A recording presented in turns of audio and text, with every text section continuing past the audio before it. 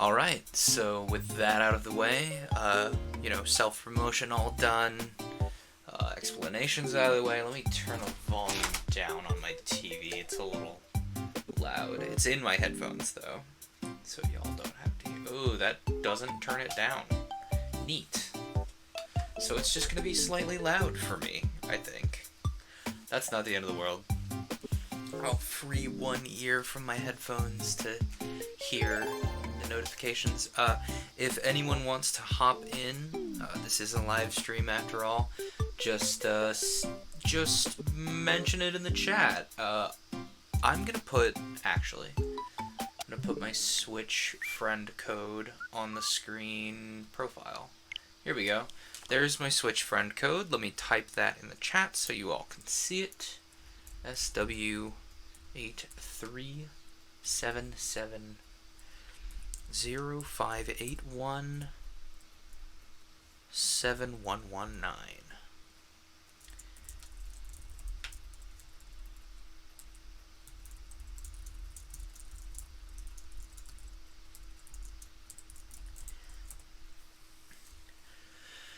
Thankfully, through the power of this game not being some kind of action-packed, turbo, maximum stress video game, these captions, I'll be dictate enough, he said, and then threw in some filler sounds. I will be dictated enough that these captions will be very remarkably accurate. So that's fun. I just wanted to play a lighter game for this evening's stream. Also, speaking of remembering things, my stream schedule is going to change a little bit. I've decided that going forward for a while, I will have a lengthier stream on Tuesday night to replace the missing Wednesday night stream that I've honestly been missing a great deal. There will be Monday night streams when I have energy for them, and Friday night streams when I have energy for them. I'm thinking Tuesday night, at least for a little while, will be kind of ex novo or tabletop focused. Any sort of tabletop games that I can find that will work well on a stream, or anything that will take a while, take a lengthy amount of time, because I'll be starting them a little earlier in the night, so we can actually, enjoy them at length. I might try to find a Wretched and Alone game that is less dark in tone, or just wrench the Wretched and Alone game away from its default darkness of tone. Heck, we might even, I have the source document for... sorry, I'm skipping the cutscenes. I've seen them 1,000 times. I have the, open source documents for Wretched and Alone. We could maybe sit down and write a Wretched and Alone game, maybe one night. But we'll see. Tuesdays will be for longer form streams. Monday and Friday will be a little shorter. And that's about all that's defined. I know I want to dig further into the... Oh, I love that you can shake the dice by hand. Shake, shake, shake, shake, shake, shake. Oh, I love it. But, oh, dude, small straight already. 2, 3, 4...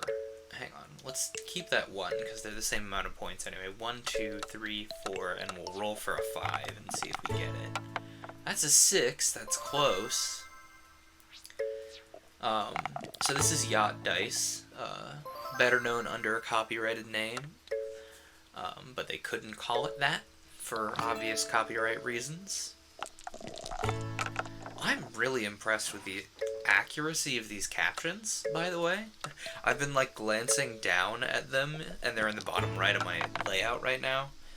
I think they're just by speaking of, I would humbly request that someone turn on the captions on their Twitch player and make sure they are working in a watchable way. The captions aren't really worth much if they're not usable. Oh, that's only 8 points. I don't like that. We'll take the 2s instead. Oh, dang it. I've gotten so into the habit of skipping the computer player's turn. Just playing on my own, like, I get impatient. I don't want to sit through the other player rolling dice, but I suppose that's not something we can sit through the other player's turn on a stream. Where was I? I had, like, 4 thoughts. Oh, accuracy of captions. Does mobile Twitch allow you to view captions if the streamer has them baked in? That is a good question. Also, relatedly, these are automated computerized captions. One of the things that I would do if I were to get any sort of revenue from Twitch affiliate / partner, which we're very close to affiliate, by the way. Yes, I know I'm live. Can I see my stream, please? We're gonna mute this so we don't get some kind of weird feedback error. And I'm going to see if this allows me to show the captions. Closed captions. Nice. Now we see if the closed captions are working. I'm not sure if they work on mobile or not. Hello? I turned on the closed captions. Hi. There we go. Apply. Oh, nice. The closed captions do seem to be working as intended, at least on my end of the screen. Very nice. That makes me very happy.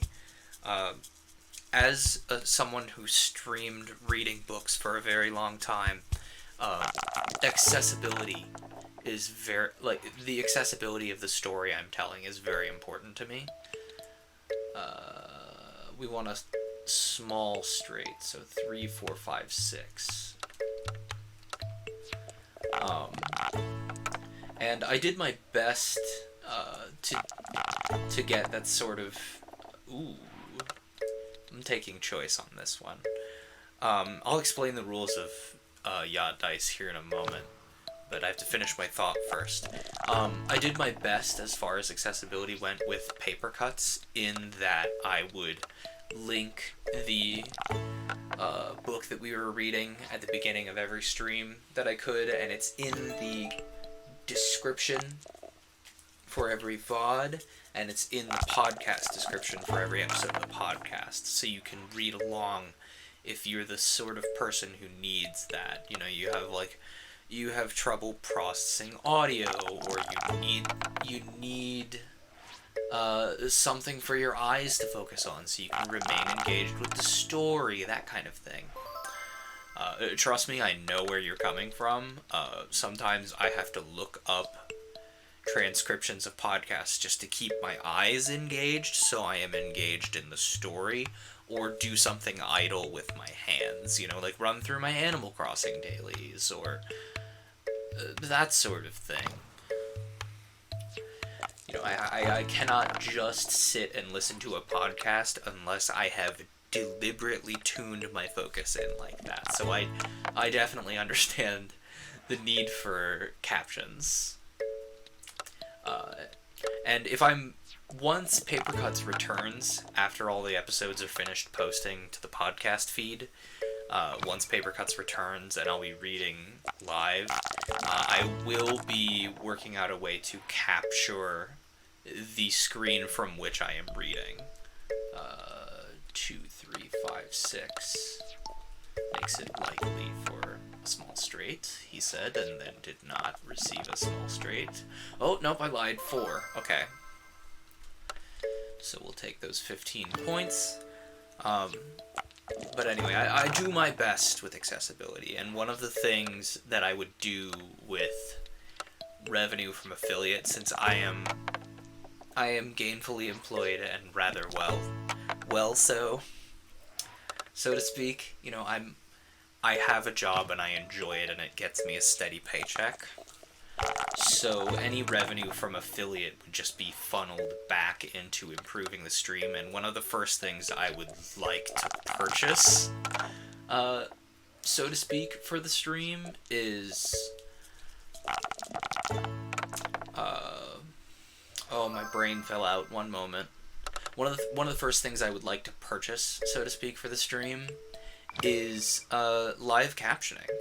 You know, there are now out there a few services that do live captions for live streams like this that are accessible if you have the funds anyway. They're accessible to the average consumer.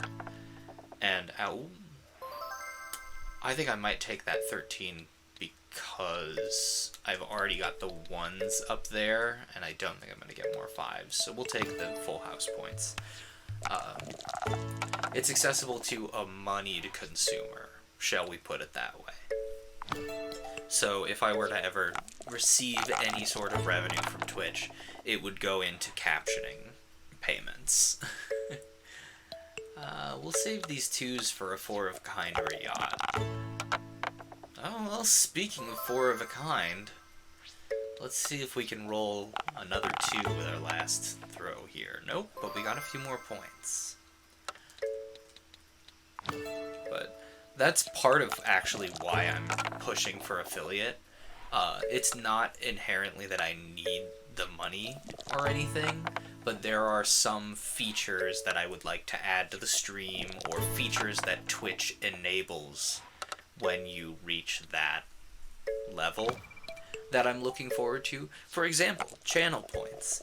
I have several ideas for channel points. Several things that are currently technically donation incentives would become channel points instead, for sure. Okay, that's not what I wanted to happen, but I'll take it. But all that being said, enough looking behind the curtain. We've had plenty of that. Let's explain Yacht Dice now that we're 10 turns out of 12 into the game. For those of you who have not played Yacht Dice before, you have 5 dice. You roll the dice to make poker hand-like shapes.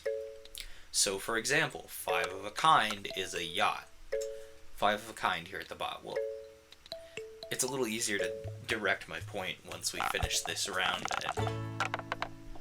Okay, that's not what I wanted. I wanted some 3s. Could I have a few more 3s? Not enough 3s. Perhaps I should hang on to the explanation of the game until I can run through everything. Well, we're almost done. We only have 1 turn left, in which I hopefully roll some 5s or I might lose. Usually the computer player is not very good at Yacht Dice, but I will explain the rules of the game if you need an explainer very soon. Someone is playing Paper Mario. Okay. Hey, I got bonus points. Nice. Someone from the Rainbow Ink server. That's a good Discord server. I like it. It's a little quiet these days, but I like it.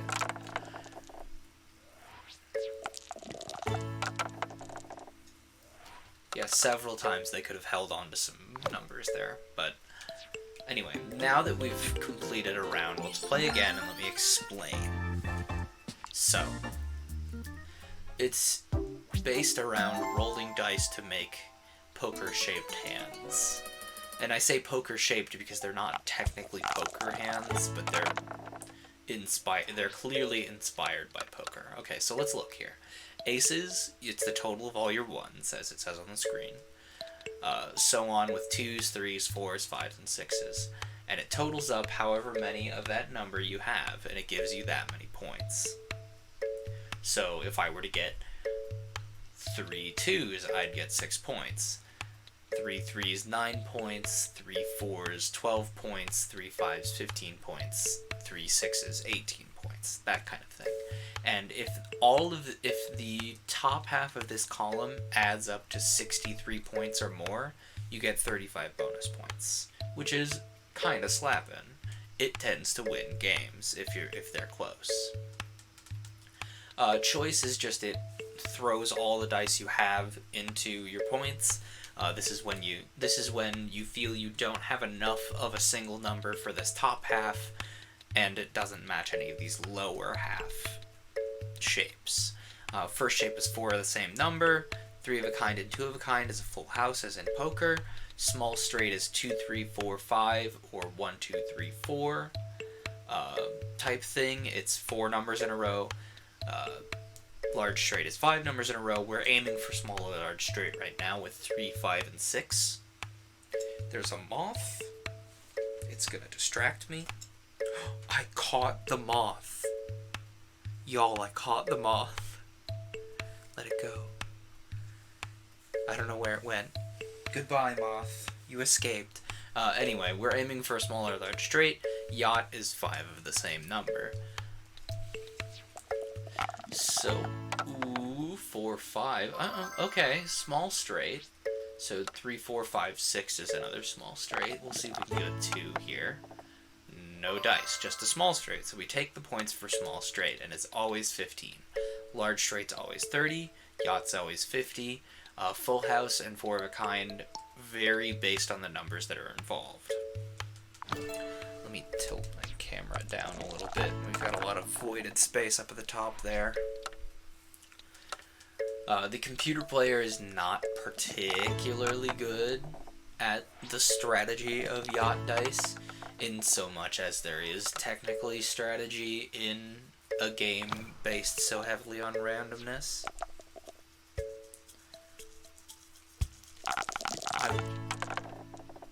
Sorry, I lost my train of thought. 3, 5, 6. I usually go for straights early, just for the... Oh, and that's why, because they're not a particularly easy pattern to force, and they get early game points. I go for them early game so then I have choice for when I whiff other shapes later. Now I'm gonna go for 4s, because there's 2 of them. Actually, what I should do is go for full house, because I have 2 1s, but I'm gonna go for 4s. It's gonna bite me. Let's keep those 2 6s and see what we get out of it. We can roll either a 4 or a 6, and we rolled a 5. So I think I'm going to take choice, because we only have 2 of each number, and I don't feel like that's enough. So we'll take choice. And that's a pretty good choice hand. It's kind of funny, I call them hands, even though this isn't technically a hand of cards, it would be a handful of dice. But I suppose it's still technically accurate. But this game is... This 51 Clubhouse Games is by no means just Yacht Dice. It is a vast... It is 51... Yeah, it's 51 games of this high level of polish. Not all of them are board games in this way. Some of them are just like mini games. Okay, hello 3s. How are you doing today? Okay, 4 of a kind 3s. I'm gonna take the 12 points up here, because that's not a very high 4 of a kind. And of course, now that I've said that, that's going to come back to bite me, and I'm going to have to put a 0 in the 4 of a kind slot. But such is fate.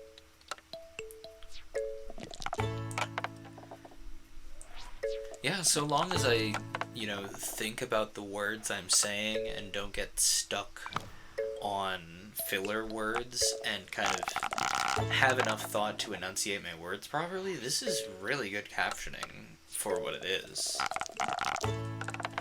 Oh, come on. Really? Alright. Well, we'll see if we can get a 5 or a 6. We got a 4. I guess we're taking this. Dun, dun, dun, dun. Like, these games are all this polished. Like, the dice have physics, the cards have animations for moving around, Every game has a background music, if not a unique background music. They're all really well lit stages or boards. The room is wherever the camera touches, fully modeled. This is a really fantastic game. I can't recommend it highly enough. Okay. See, that's why we didn't go for that full house earlier, because this one's worth more. I don't think I'm going to play any more Yacht Dice after this. 2 in a row is plenty for me. We're probably going to play... Honestly, we're probably going to play Hanafuda. Because it is a fantastic card game, and I'm shocked I did not learn it before this. I think Mahjong may take too much of my brain for stream. You know, I don't want to eat up all my brain that I'm using for talking by playing Mahjong. I'm like resisting the muscle memory to skip the other player's turn because I'm so used to playing with the computer and its decisions being already decided. We'll keep 5s and see what we get. This game of Yacht Dice in particular is a good example of how even the best strategy in mind could not theoretically win you a game. It's all about what the dice give you. See there, I would have kept the 4s, but they already had full house marked.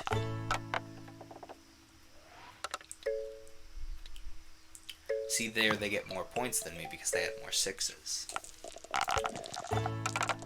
This game is not over until it's over. 2, 3, 4, 5, 6. Oh, well, of course I get a large straight when I don't need one. We'll keep 4s, because that's the last, other than 1s, obviously.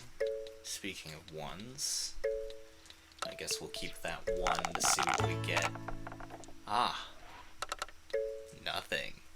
We'll put it in 1s. Oh, we're not gonna have enough points for the bonus.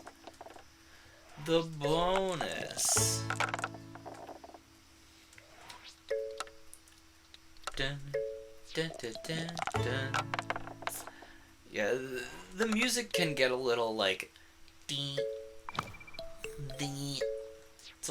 it can get a little grating if you hear it for a long period of time, but for what it is, it's pretty good. Oh, come on. Well, I'll take 3 4s. Okay. We're taking 3 4s. The game. I went, yeah, we'll take 3 4s, and the game went, yes, you will take 3 4s. You're correct. Now comes our last 2 available point picks, so to speak. Oh, they got the bonus points. No, now I'm required to get a 4 of a kind or a yacht to win. 1, 2, 3. We have to get a 4 of a kind or 5 of a kind to win. Well, there's our 4 of a kind. We will roll to see if we get another 1 for 5 of a kind. We do not. Ooh, I think those 35 bonus points may lose us the game, folks. Unless I roll a yacht. Yeah, it's looking like unless I roll a yacht would get us 50 points. And that would let us win. It is our only avenue to a win right now. We'll keep 2 6s because that's the only duplicate number. And we'll see what we get. 2, 3, 4.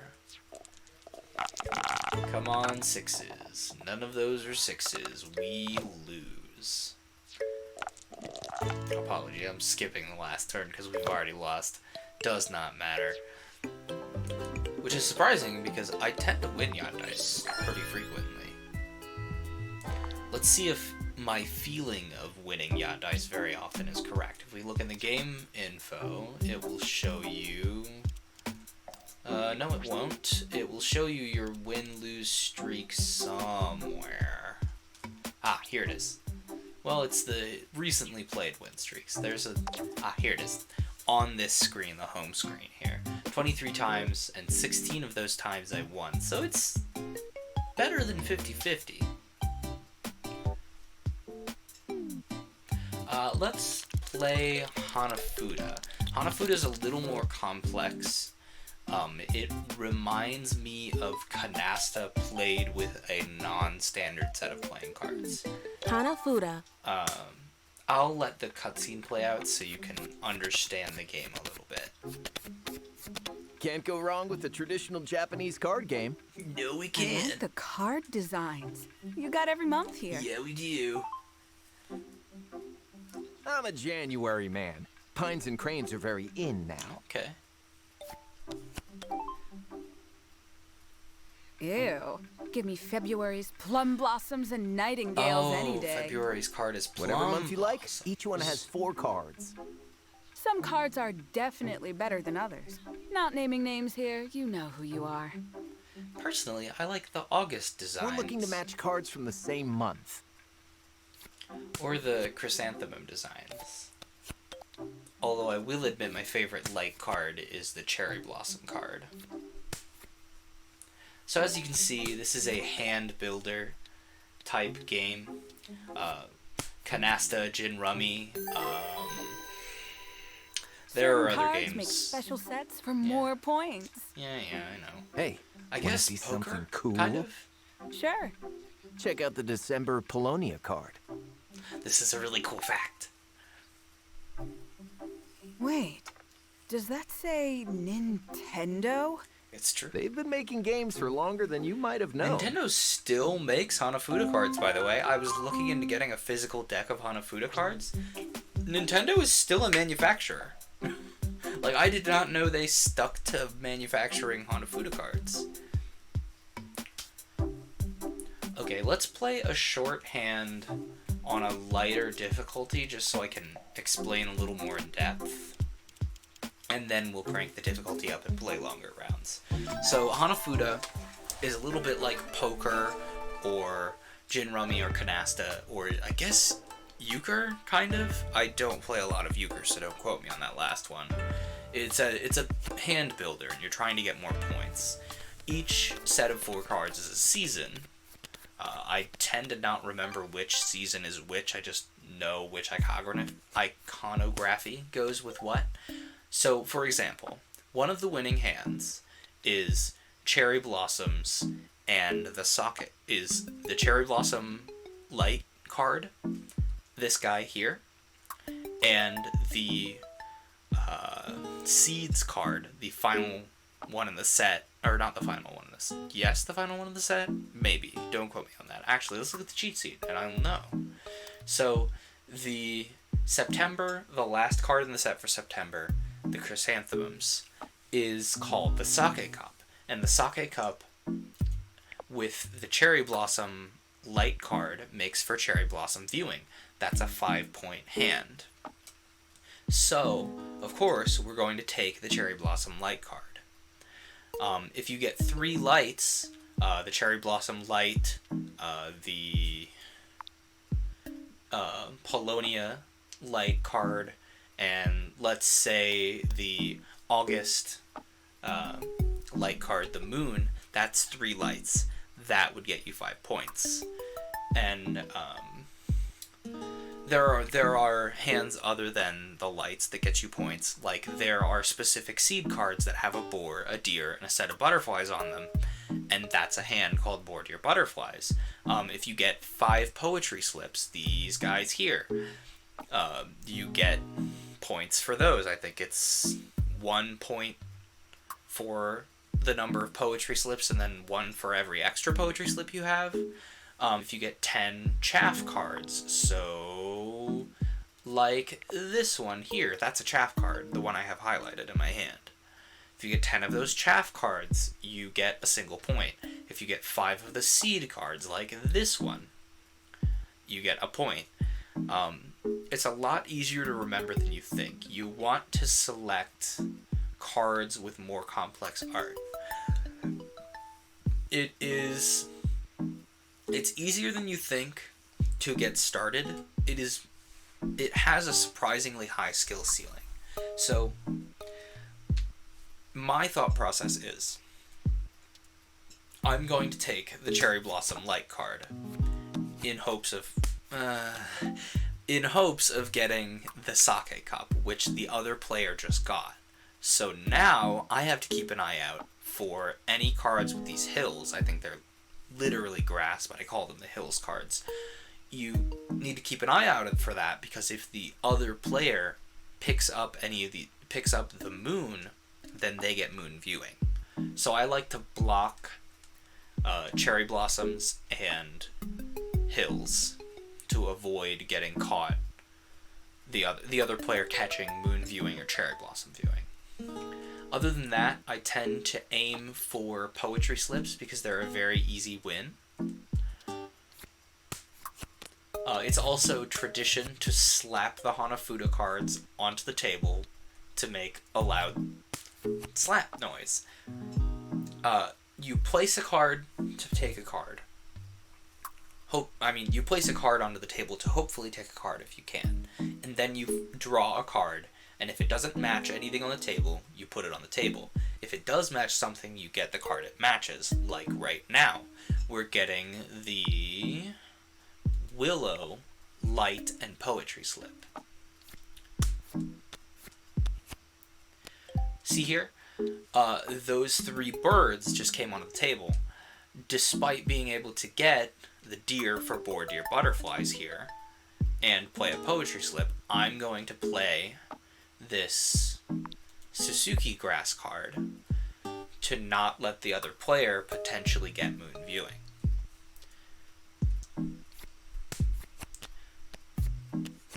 See, they just got the boar, so now I have much more of a motivation to pick up the deer. This game is very, in my mind, about knowing what could be coming and trying to stop the other player.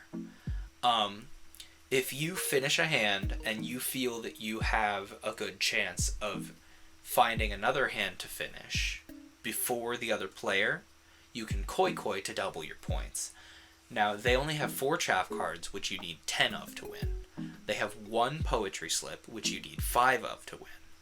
They have 3 seeds, which you need 5 of to win, and they have 1 light card, which you need 3 of to win. I have 2 lights, I have 5 poetry slips, and I'm further on chaff than they are. The only avenue that they have to win is seeds. So it's unlikely that they're going to get points before me, so I'm going to koi to get more points. Koi. Okay, that's 2 lights for them. Okay. Every time I koi, I have that little panic, like, no! See, but they played the crane pine light, so I can play this onto the board a little more safely. Oh, come on. I need a poetry slip. Okay. So that was the hands getting stalemated out. If neither player has any cards to play, the hand ends. If you're in koi, whoever got points first gets the points. If nobody got points, it's a stalemated round. Nobody gets points. As you can see, poetry slips. I had exactly 5 poetry slips, so I get 1 point. You may have noticed down on the bottom right, blue poetry slips was a potential hand. If you get 3 blue poetry slips, you get this. It's essentially the same as getting 5 poetry slips. And you can, odds are, you are likely to get the poetry slips hand, like the normal poetry slips hand, if you get poetry slips. Anyway, we'll delve a little further into the strategy potentially later. Let's see. We have the deer. We could get that light. We know we have the cherry blossom light cards, so that gives us a little more bargaining power. I don't want this yet. So we're going to pick up the December light because we have the cherry blossom light. If we didn't have the cherry blossom light, I would open picking up the cherry blossom. The unfortunate side of me explaining my thought process here is if any of you all want to jump in, I am now a very easy read. It's beginning to look like it is more likely that I will get 3 lights before... well, speaking of 3 lights, there it is. It's more likely that I get 3 lights than getting the sake cup viewings. I will koi koi. They are unlikely to get another win before I do. Koi koi. Okay, we'll take this. No, they got the sake cup. Okay, well, we still have poetry slips. And potentially chaff for points. We are much less likely to get poetry slips now. Hooray. Oh. Oh, wait, no, Bourdieu butterflies. I completely space on Bourdieu butterflies very often, because it is not a hand that comes up very often. However, if you do get Bourdieu butterflies, it usually nets you a lot of points, because it's easy to get seed cards that are not tied in to the Bourdieu butterflies set. And you get, in the same way as for bonus poetry slips, you get an extra X amount of points for every extra card. You get 1 extra point for every seed outside of Bourdieu butterflies you have. So it's very easy to rack up a lot of points if you win with Bourdieu butterflies. Some, speaking of koi koi, some regional variants of Hanafuda allow koi koiing more than once, with obviously it getting more risky the more you koi koi. This game only allows 1 koi koi. I kind of wish you could toggle on multiple koi kois. I think that would be super cool. In the same way that you can toggle off cherry blossom viewing and moon viewing, because those make for very short hands. Anyway, as you can see, I koi koied, and any amount of points over or equal to 7 when you koi koi is multiplied. So I would normally have 12 points here, 5, 11, 12, but multiplier times 2, 24 points. If you can't tell, I have very rapidly become enthused with Hanafuda. Let me whir for a second here. Okay, there's 1 cherry blossom on the board. I have a cherry blossom in my hand. There's 1 chrysanthemum on the board. I have the sake cup in my hand. There are 2 maple leaf cards on the board. I have 2 maple leaves in my hand. So I'm going to open with chrysanthemums. Of course, the poetry slip for chrysanthemums just appears as I decide not to take it. Or I decide to take the sake cup. But that gives us an easy route to a win, especially since we have a chaff cherry blossom and the cherry blossom light. So if we need emergency points, that's an easy route. I'm gonna take deer in case they... Oh, well, they don't have boar.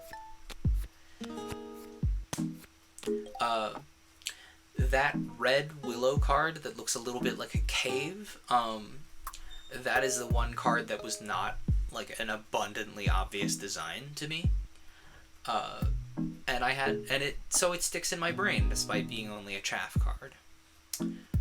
You might also notice that the nightingale here on the plum blossom card is the nightingale that it comes up in Mario Maker with that particular effect.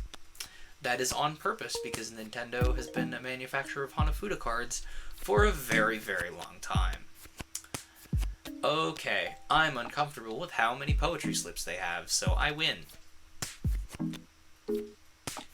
Oh, now I really win. So I could gamble and koi koi here. The issue with that plan is I do not have as direct of a line to another win as they do to the single win, and I don't want them stealing my points. But I'm 25 points up. It's the last hand of the round, so I'm going to gamble. Koi koi. Just for fun. You know, Finish. Of course. I'm gonna gamble. No, I could have had a nice shutout, but of course I decided to gamble. You know, it's not like I'm betting money on this, although I'm sure you could bet a lot of money on Hanafuda. We're gonna play more Hanafuda. I'm gonna play a little longer, 6-round game, 6 hands instead of 3. I've been very seriously considering buying some Hanafuda cards because of this game. To try and teach my family members to play, because I get the sense a lot of them would enjoy it. Because we play canasta a lot as a family, and this, to me, is very reminiscent of canasta.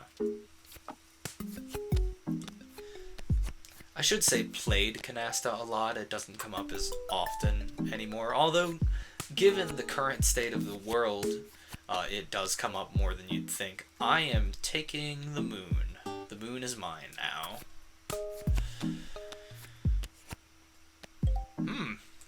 I am having very good luck today. I'll take a second light. Okay. My luck has oscillated a little bit, but it's fine. We still have 2 of 3 lights. As long as they don't get the cherry blossom viewing, we should be fine. As long as they don't get the cherry blossom viewing. And now I can sense the RNG conspiring to give the other player the cherry blossom light. Oh, there's the cherry blossom light. Okay, they don't have a card to play it with yet. Oh, no. Poor dear butterflies. Poor dear butterflies! Finish. Why is it always poor dear butterflies? It's always the one I forget. See, the sake cup is a seeds card, so it gets them an extra point. It's only 6 points, though, so we could come back. That's what I like about the really long games of Hanafuda. The 12-round hands is the lengthiest one allowed here. There is ample opportunity for a comeback. I have the... I'm gonna take that light. It is more likely that more grass cards will come up. I'm going to take the... Okay, what are those red ones, by the way? The red and blue, Wisteria and Clover. Okay, so the purple ones, the bluish purple ones are Wisterias, noted. I figured the red ones were like a clover type thing. I'm slowly learning the plant types that belong to each season. You know, I intuitively recognize them, but learning the names is nice. Anyway, I've gotten a little distracted. I'm going to take... Since I have the corresponding maple leaf seed here, I'm going to take this light instead. Okay. Every time I make a seemingly strategic decision, the game is like, seemingly strategic decision, you say? Oh, come on. No! Cherry blossom viewing. No! Cherry blossom Finish. viewing. Oh, we can come back, he says. As if it is possible. I'm sure I'm far from the only person playing this on Twitch right now. This was... When I heard about this game in the Nintendo Direct, I will be honest with you, my first reaction was, huh, that seems nice, but it's not really for me.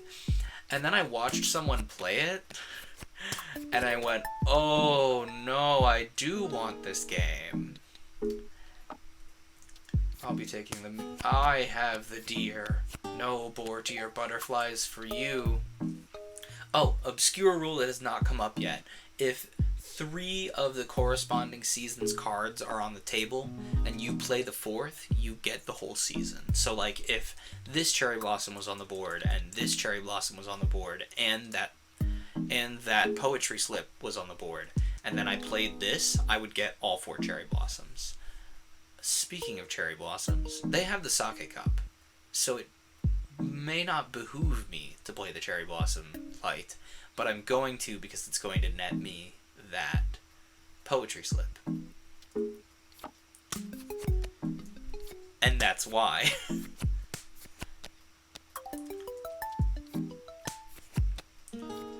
If we get that, for example, the remaining pine poetry slip there, if you get 3 of the red poetry slips that have the writing on them, it's the same effect as getting 3 blue poetry slips. Where was I?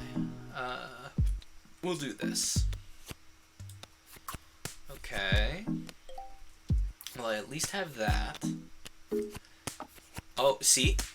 I mentioned that rule earlier. Finish. If you looked closely, 3 of the 4 clover cards, I think, were on the board, and they played the last clover to get the full season. Additionally, if you're dealt an entire season into your hand at the start, the round immediately ends and you get 6 points. It's really rare, but I've seen it happen.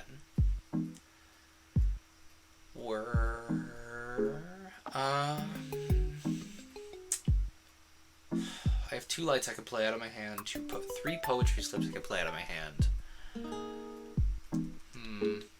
Because I have this light that puts me in a unique position, this would get me butterflies, and it's a blue poetry slip.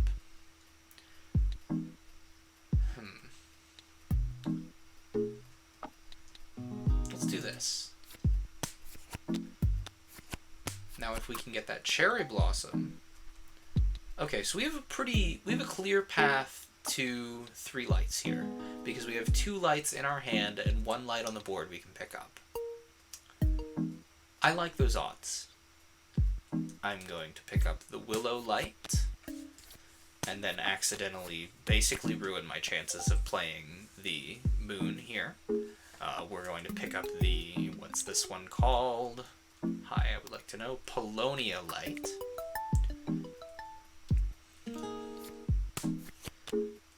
Wisteria seed, wisteria chaff. Take the poetry slip on that one. I think those are irises? Oh, we could... Oh, no. 2 things happened and we weren't looking. Are those irises? Those are irises. Okay, I thought I recognized the plant. What did they get there? They got the chrysanthemum poetry slip and 2... the red flower chaffs, which are the peonies. Okay. My peonies! They're marigolds. I may not know my flowers. And I can't finish that joke. Okay. This is another... Oh, Red poetry are you slip. kidding me? Are you serious? Finish. Oh, so some of the light combinations don't allow you 3 lights, but they will let you play into 4 lights with rain. Unfortunately, that came up and bit me in the butt, because they got red poetry slips and got enough poetry slips for the standard poetry slips hand. I have large brain. I'm getting my butt kicked, but honestly, this is such a good game. This is such an entertaining game that I don't mind all that much. Which, to me, is the mark of a good card game. That you don't mind that you're losing because it is entertaining throughout. 3 lights. Ooh, should I koi koi? Yes, I should koi koi because they don't have access to the cherry blossom light without any of my cards, and I could get the sake cup. I'm gonna koi koi. Koi koi. Okay, plum blossoms. Okay, okay. Now note that they're theoretically, oh no, playing my cherry blossoms onto the board would have been probably a better play for me. But it also kind of opened the, oh no, they got the sake cup, no. Blue poetry Oh. Finish. A series of terrible decisions with this particular hand of Hanafuda. I should have quit while I was ahead with 3 lights, but I did not. Okay. Let me look at the board here. 1, 2... You know what? Let's quit hedging our bets here, and let's aim for 3 lights early.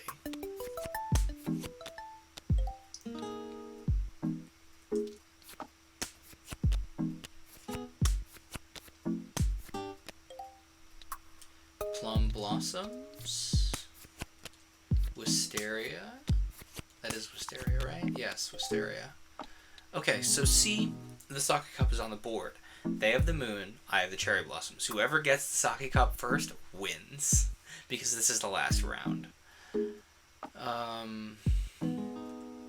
Poetry slips. No, I should have played for the blue poetry slip, because they have 2 blue poetry slips. No! Okay, we're good. Never mind. Crisis averted.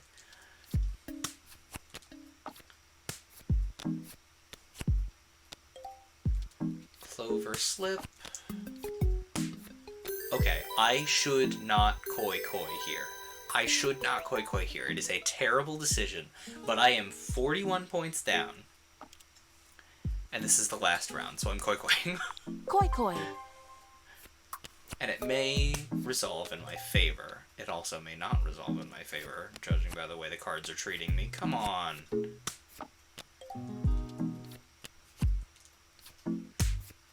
Alright, well, that's not the amount of points I wanted to end that round with, but I'll take it. Yeah, 4-41. So, obviously, much like Yacht Dice, you're a little bit at the mercy of your deal. As far as cards go, we're going to play a really long hand on the maximum AI, and I'm going to quiet down a little bit. And we're gonna see if that improves my play. By the way, that's how you determine the starting hand. The dealer of the cards and whoever plays first is you draw 3 cards from the top of the deck and each player picks one, flip. Whoever has the earlier month gets to go first.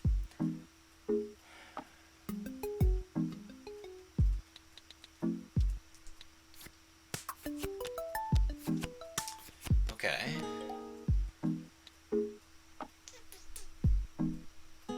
Yeah. Like I said, oh no! Cherry blossom viewing. I was like, Moon oh viewing. yes, I'm going to pipe Koi-koi. down. Oh, okay, they koi-koied, so we have... There is potential. Not a very large glimmer of hope, this, but a glimmer there is. 3 lights. Not 3 lights? That's not a valid combination of 3 lights? Really?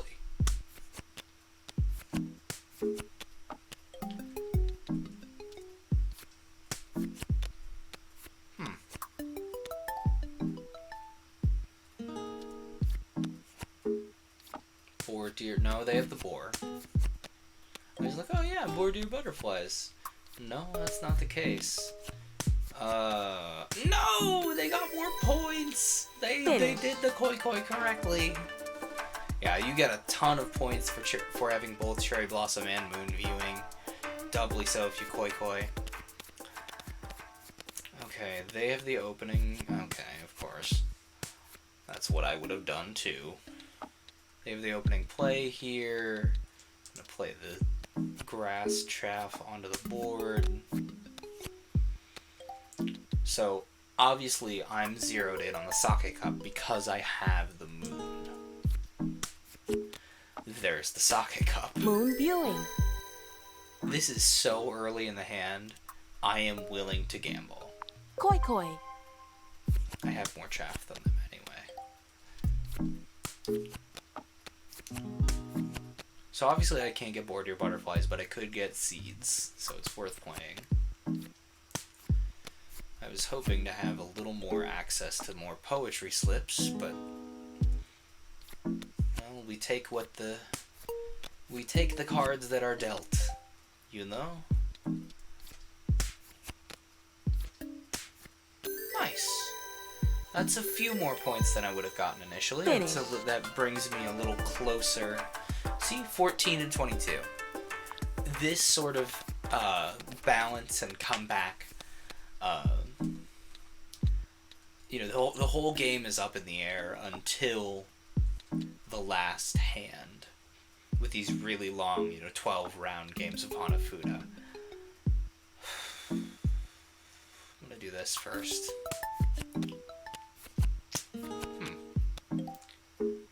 I'm also gonna do this to take the boar. Well, they took the deer. Okay, that's fine. Fine. No bonus seed points for you. I have the bird.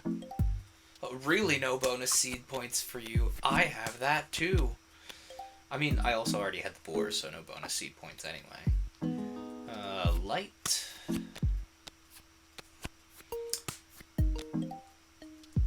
Willow.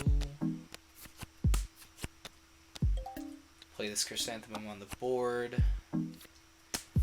Gives us an avenue to the sake cup, which I didn't even notice I had the sake cup in my hand, which is probably good because it would have colored my strategy.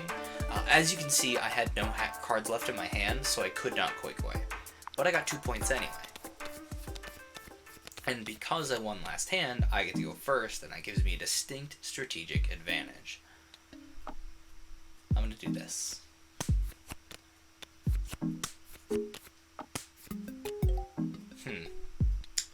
Okay, there are... Where could I play? Oh, I could play the maple leaves for that blue poetry slip.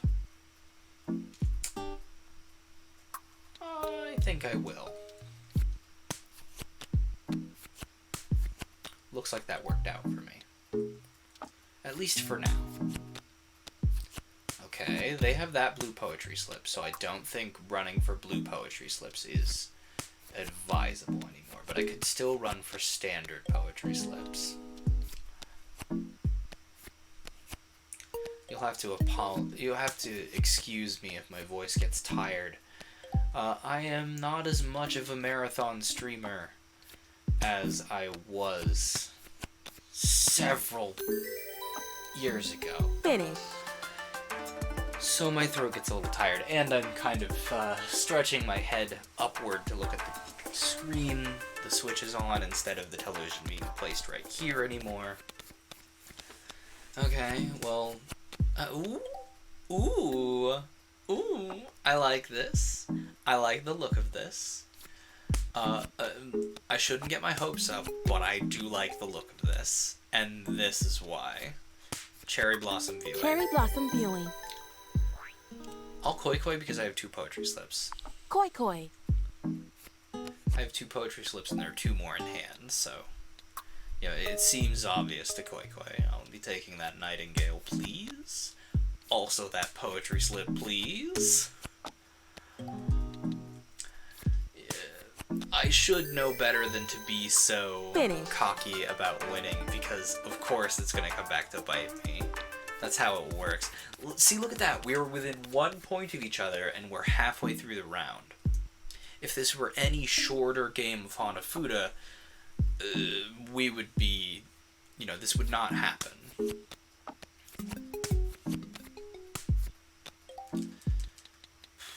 Okay. Alright. Not a fan of how this hand is going. That's what I get for being pompous. Not a fan of how this hand is going. That's what I get for being pompous. Okay, that's a little better. Let's stay on the good luck train, please. I've seen people even beginning to speedrun this game. I have 3 poetry slips. I have 3 poetry slips. 5 chaff, 1 seed, 1 light. And the sake cup has yet to be played. I'll koi-koi. Koi koi. I probably should not have koi-koi'd, but okay. Oh no, that's why I shouldn't Cherry have blossom koi-koi'd. I bloom. was like, oh yeah, the sake Finish. cup hasn't turned up yet. Well, there it is. But we still have we have 5 hands to catch up with, and we're relatively close, all things considered.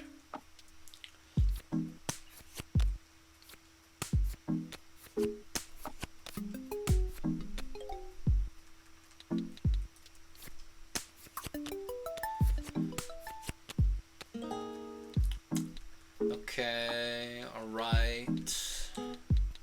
I have the deer. Oh, they have the boar, so that doesn't matter. I'll play this. I was looking forward to that poetry slip. Very rude. 3 lights. We take those. I'll koi-koi. They don't have Koi-koi. any lights on the board. We don't know where the sake cup is.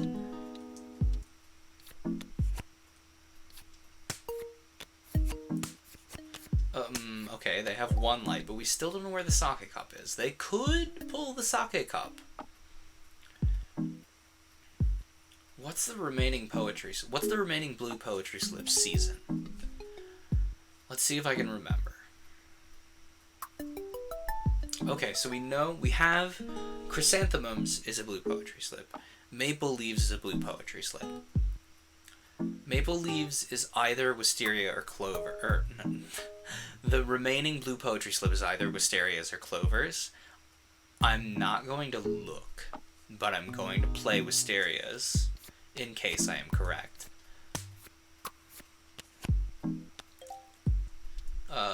Purple December flower.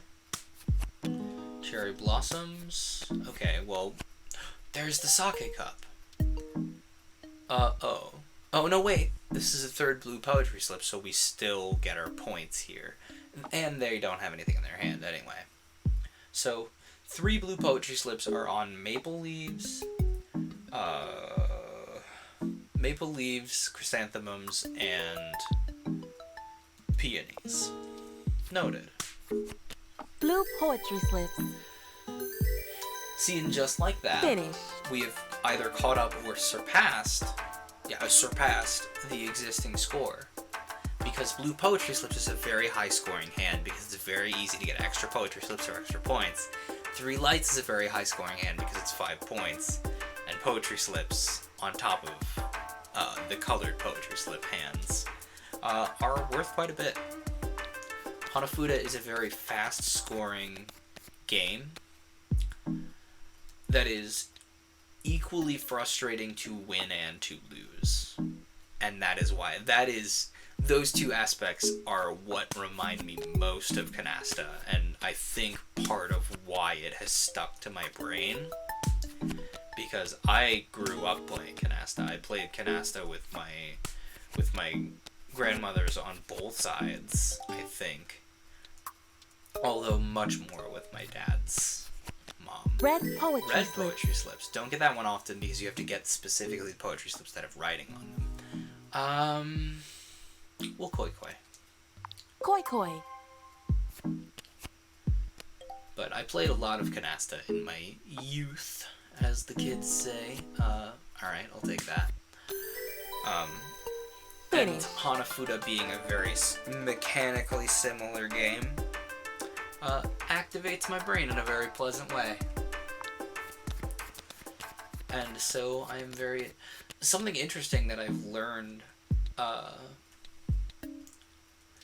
from Razzy, who has purchased some physical Hanafuda cards, is that commonly Hanafuda cards are less so what we would consider playing cards and more so plastic tiles, which I found a fascinating choice. They're also really small.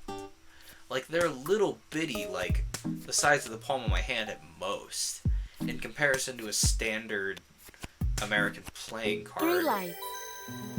Koi koi. Okay, they koi-koi'd, so we have a potential avenue. I do not adore the way our chances are looking. But things could turn around. You never know.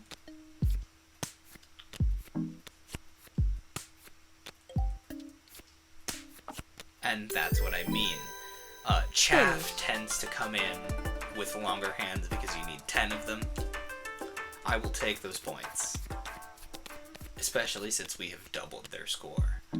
Let's lead with the sake cup. But hold on to the moon because the other half of the season is on the board. That also means at any time we can arbitrarily say moon viewing. This is a very powerful hand.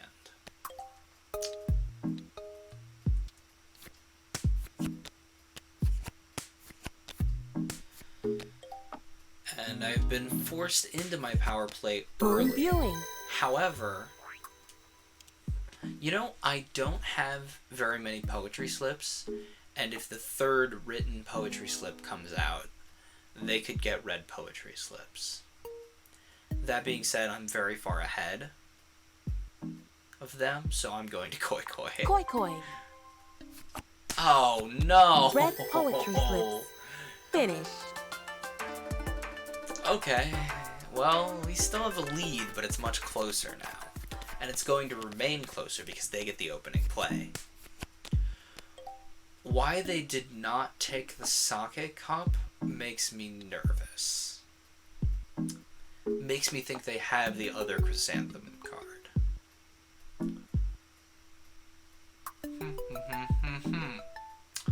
I will take that poetry slip.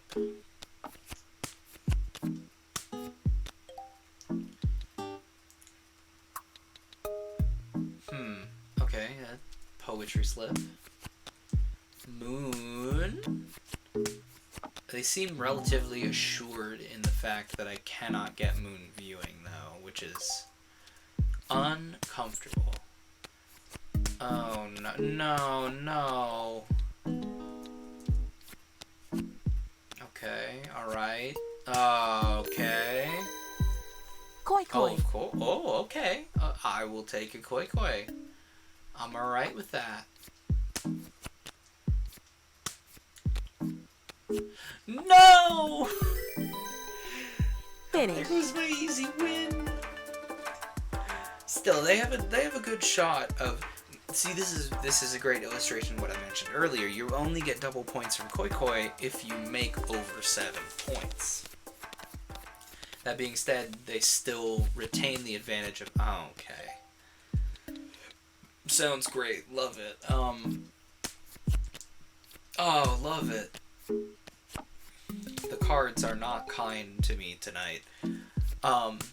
This game, to most people around where I live especially, but in America broadly, they'll probably have been introduced to it via one anime or another. I think the most common answer is Summer Wars, which is a fantastic movie, by the way. Koi koi. There's a whole... Oh! I was not expecting to get chaff there. Guess who didn't pay attention? There's a whole thing at the... Okay. We'll play one more short hand of Hanafuda. And then we'll move on to another game.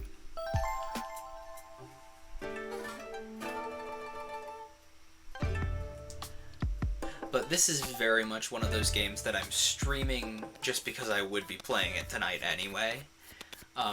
Although I would very much like to see people enjoy it. Streams are not just about my own enjoyment, but also the enjoyment of the audience.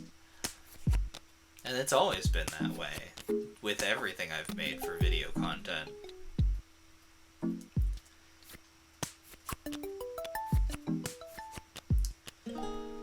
Okay, I'm gonna take that poetry slip. May not be the most strategically sound move, but I will be taking it. And that's because I can do this later. clover slip.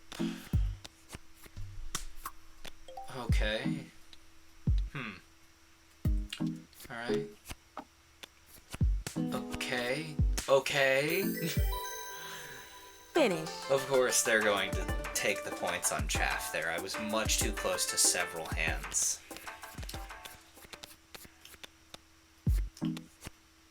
Ooh. I like the look of my hand here, and I like the look of what's on the board. Whether that will translate into a good hand, or whether that will translate into a good winning points amount, is another story. They have butterflies, but I know they can't get board your butterflies. I'm going to pursue poetry slips.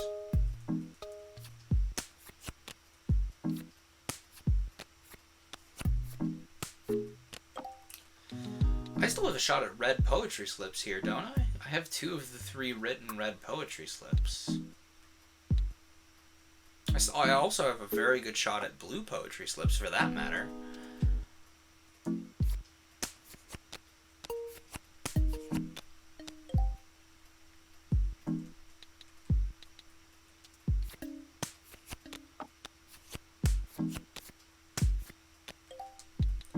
Very glad I took the maple leaf poetry slip there. I get the sense the computer would have taken that with one of those chaff cards. Okay. I will koi just for the novelty of potentially getting multiple types of poetry slip hands. It may come back to bite me because they have 8 chaff, but I want to gamble. Wait, before I gamble, let me think here. They have 1 peony card in their hand, 2 peony cards in their hand. There is 1 more peony card. It is unlikely that I can get blue poetry slips. At least not fast enough to stop them from getting chaff. They are ahead. I do not want them to stay ahead. Chaff is the most common card, and therefore they're most likely to win with it. You know what? It's not like I have anything staked on this game. I'm koi-koing. Koi. Okay. I just need that card that they just played. Thank you. You lose. Blue Go poetry home. slips. Finish. That was very lucky, by the way. That was a huge gamble on my part, and I probably should not have gotten that card. And if that were a real person on the other end of this Hanafuda game, they would be screaming right now, because I certainly would be very upset.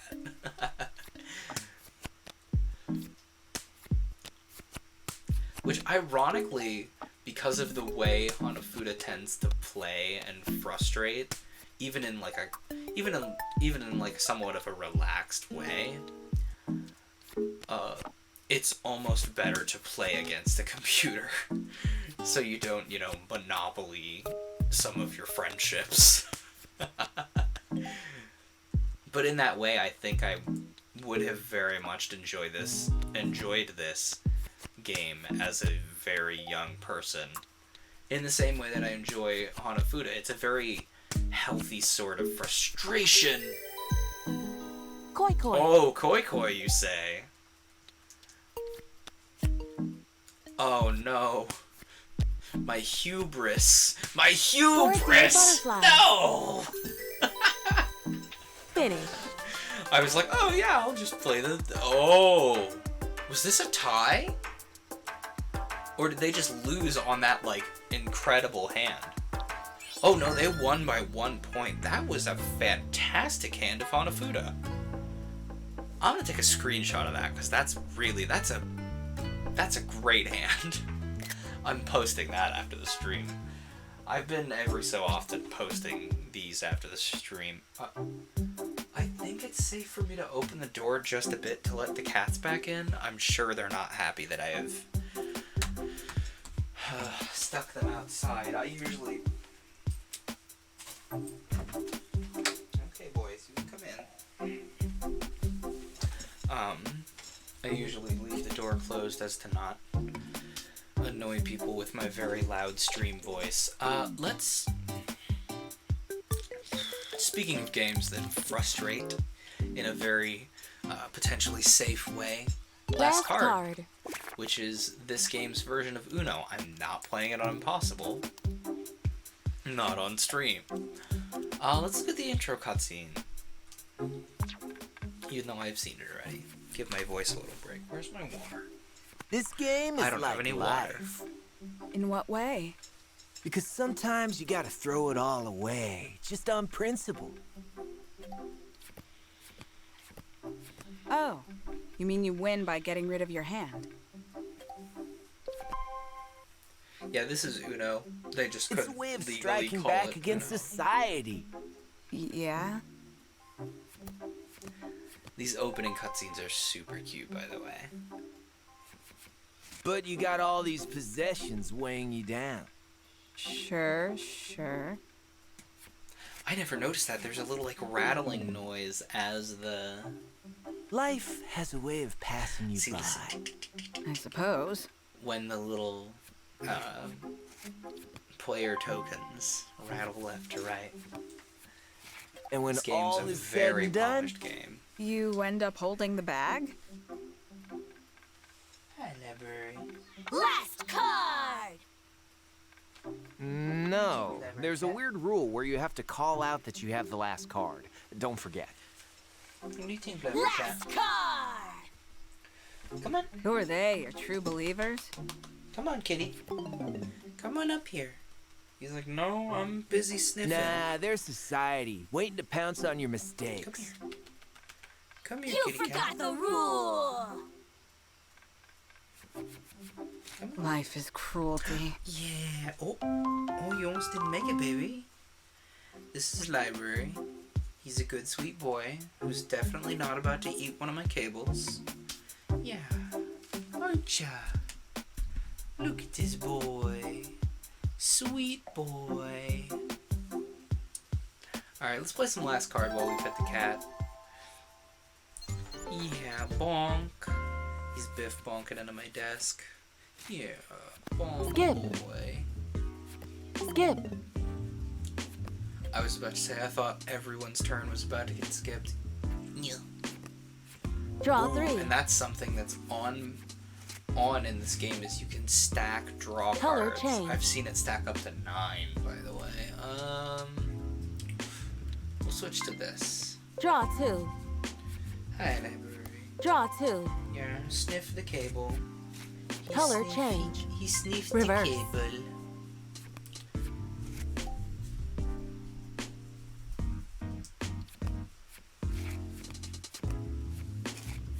Yeah. Have you had enough of being an internet celebrity? Okay. Draw 2. Last card. Oh.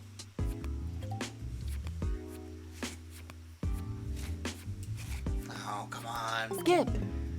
Yeah, what do you think, Library Cat? Reverse. Last card. Reverse. Finish. Oh no. We got second place though. Even while distracted in petting the boy. Oh, you know what you need, bud? It's brusher time. It's time for brushes. Brush boy. Brush boy, yes. Brush boy. Library puts up with Draw brush 3. a lot better than Magnus does. Magnus, I have to like distract him with some form of enrichment for brushing to even be a concept that he puts up with Color more than change. one pass. But Library just thinks they're weird pets, don't you, bud? He's like, yeah, these are some pretty strange Skip. pets, Dad, but I'll allow it. Aren't you? Draw 3. Yeah. Last card. Color change. Yeah. Brush, Draw brush, 2. brush. Finish. Wow, we got bopped on that hand. Brush, brush, brush. Brush you boy. Another thing you may notice about Library is he's very, very loud in his purrs, aren't you, bud? Yeah. Loud boy. A lot of these card games that come down to a little bit of skill and mostly luck is, they're very entertaining in this game. Draw 2. You know, it's like, oh no! Reverse. Oh, close game. Color change. What do you think, Library Cat? I think we should go with red. Yes. I've also worked out, speaking of cards of Draw this 3. variety, I've worked out a way to replace tarot deck in Reverse. Last some card. games that use tarot Skip. deck, or at least games Color that use change. the tarot deck to Finish. populate a table. You know, tabletop RPGs like that. Using a standard deck of American playing cards and a deck of Uno cards, you can replace them. And I will be working that out, actually. Working that system out probably on Tuesday, honestly. We'll be going through an existing RPG's rules and changing them. What do you think, Library Cat? He's like, I've had enough of you talking to nobody and petting me weird and moving your legs around. He's got big Goofus tail now. It's flopping around. Yeah. Isn't it, Library? You gonna lay down? Oh, down he go. He lay down. Magnus should be around here somewhere. He's probably downstairs causing problems on purpose. I'm very bad at sevens. Let's play sevens. Sevens. We'll watch the opening cutscene Who's for up for everyone's sevens? benefit. Me! I don't know. Come on, please. Here's your cards. I'll go first. You gotta put out a 6 or an 8 to go with the 7.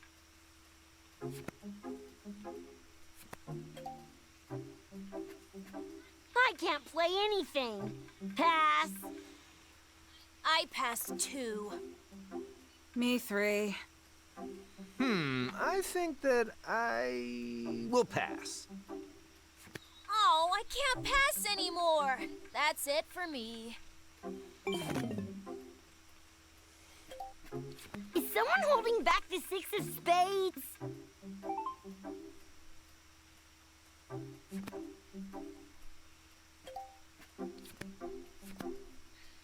Dang it.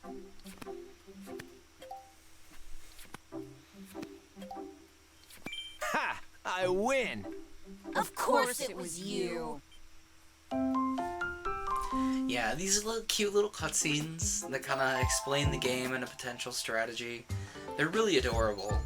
I do kind of wish you could, like, toggle on, like, yes, I've seen all the cutscenes, I don't want to see any more. Oh, wow. We did not get a very good hand, did we?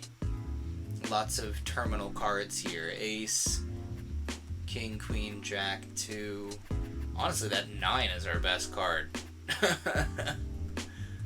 Just a rough hand. As you can see, the more you play the Pass. 51 games collection, you get some more aesthetic options. You get like these nice Mario themed playing cards, which I kind of hope they eventually make a real deck of playing cards, because I like the look of them. They're nice. Pass. I'm gonna lose. I'm gonna lose outright because I got a terrible hand. No, maybe not. Pass. Pass. See, if I had more passes left, I would have Pass. strategically passed on that. The Jack of Diamonds there. Pass. But I don't have any passes left because we got a terrible hand at the open. Pass. Oh no, I'm done. Wait, no, I Pass. might make it. No, I'm done for. Pass. Because I don't have any passes left. If I had more passes left, this hand would have been fantastic. Like the remainder of this hand, I mean. Oh, I shouldn't have done that. Well, the king would have gotten them the ace out there anyway. I'm really impressed with the captions, by the way. Like, I've been looking down at the captions every now and again, and they are very impressively accurate. Although I assume, in the same way as the previous set of captioning software, I tend to be catching it at a good time. We'll start with this, and then we can strategically pass to cut them out of things for a little Pass. while. Pass.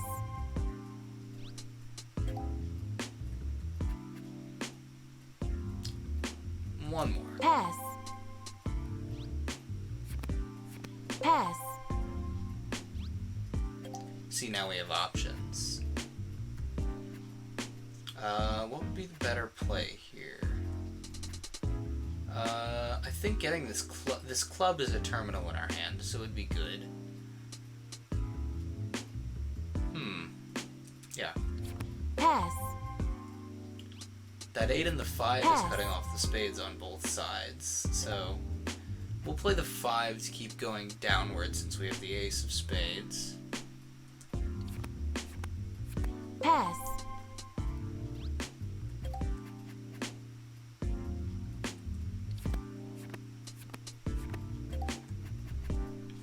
Okay, this seems to be our only option here. Pass. Pass.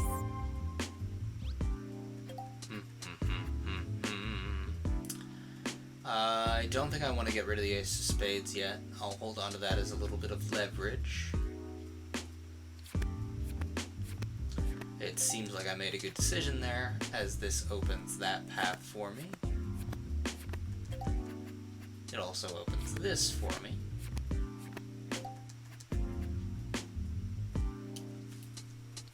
Pass. We are in pretty fantastic shape here. Pass.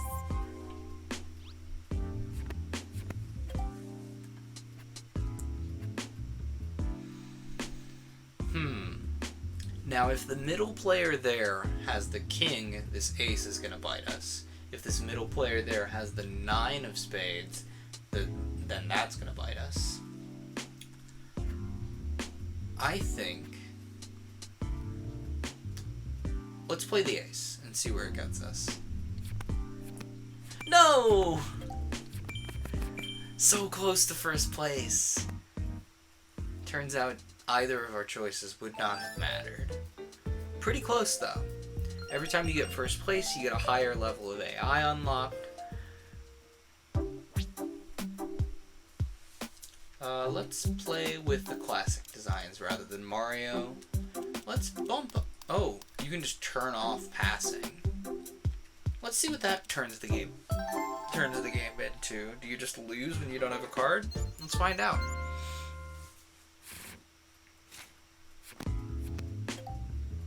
Okay, this is our only option.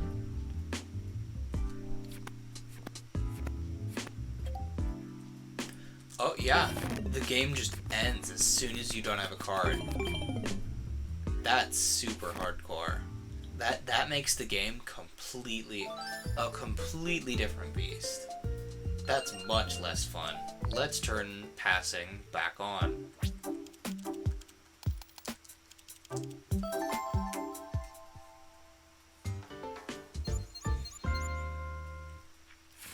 I get the sense that these captions will not work as legibly, shall we say, in any way, shape, or form as soon as I play some sort of game that has tension.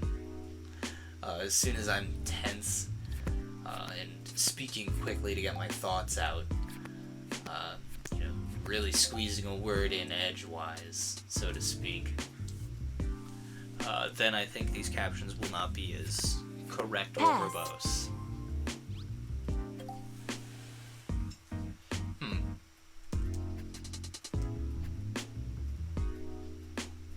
I'll go for this.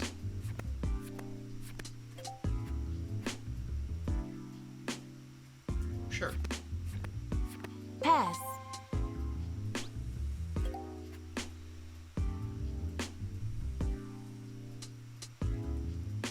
Pass.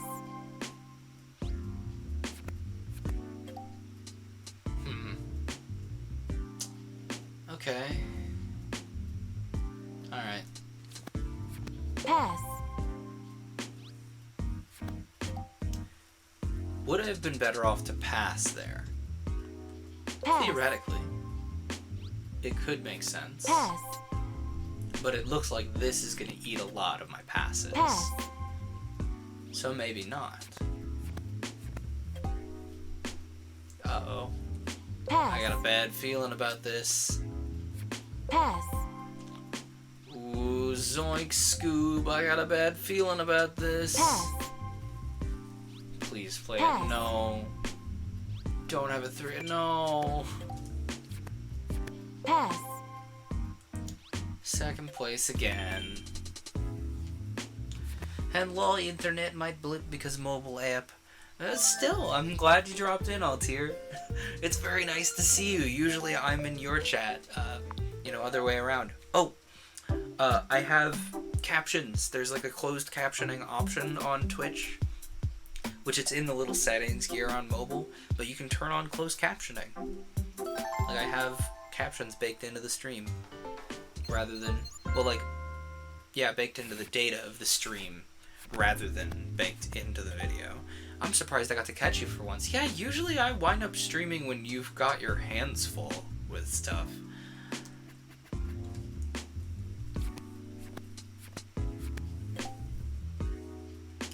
Let's see here. 5 is terminal, 9 is 9 is not terminal because we have a king. 5 is not terminal because we have a 2. 9 is not terminal because we have a queen. I saw in the VOD on YouTube. I didn't finish watching that one though. Yeah, like where the little follow alert bar lives, there were captions for a short time, but now I have like a separate captions file rolled into the video. I just clocked out of work and I'm waiting for ride. Fair.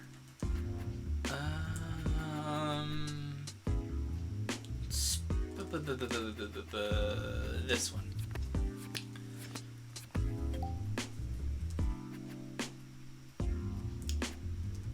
I assume work was an adventure.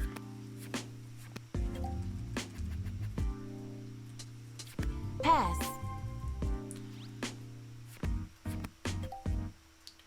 Well, since they have the opening on that ace there, it's so interesting seeing the captions generate and correct themselves.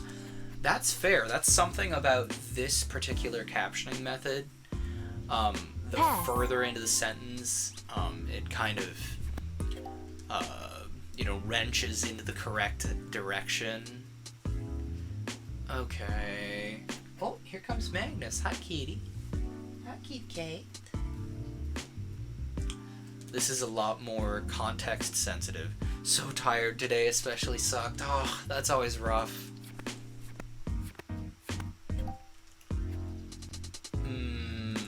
Playing the 4 because there's cards in that sequence we need. I'm not gonna play that king until I have to because that opens that ace. How have you been doing? Yeah, I've been doing good. Pass. My Pass. job has started making more sense. I'm Pass. slowly creeping closer to things that I understand. Like, I'm getting a better understanding of things that I didn't understand when I started working with them, and the tasks that I'm working on are slowly sliding towards an existing skill set of mine, so it's very nice. I will say this whole deal with the world right now, it really has made me, it has opened my eyes to, Pass. you know, I had always considered a remote job being like something that I was like, oh, well, it's gonna throw off my whole daily routine and doodle-doo-doodle-dee, but like, no, it's really nice. And to be honest, oh, I just won! I won! Alt here is good luck, confirm.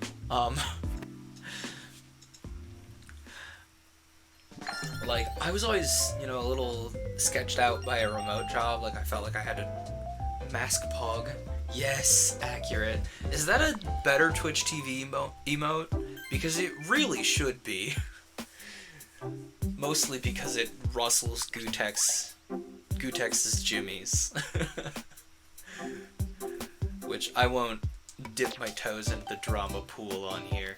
Oh, should I play speed? No, I value the health of my wrists. I don't get too tense. Let's play matching. Let's activate our brain. Matching. I don't know what it should. If it's not, I should submit it. Can Yeah, we I heard. play matching? Sure. But we're gonna play adults against wonder. kids. 2 against 1, huh? Still unfair for you. I mean, this Don't be has so sure. text on screen, so it doesn't inherently need captions. But I wonder if I can Oh, no match. enable the captions Ooh, it's my turn. to look at both my Elgato audio and Ah, well. First turn's just for poking around anyway. We're up next. my Elgato audio and my microphone. Wow, it catches the brand name You Elgato? poor children. That's impressive. I don't think we really inherently needed to I'm watch the not stopping cutscene there. on matching, but we're gonna.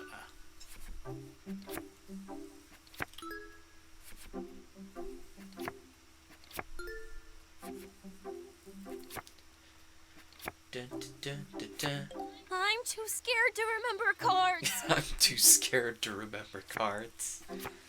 But yeah, like, That move told me just what I need to know. my, maybe I should also puzzly things, perhaps.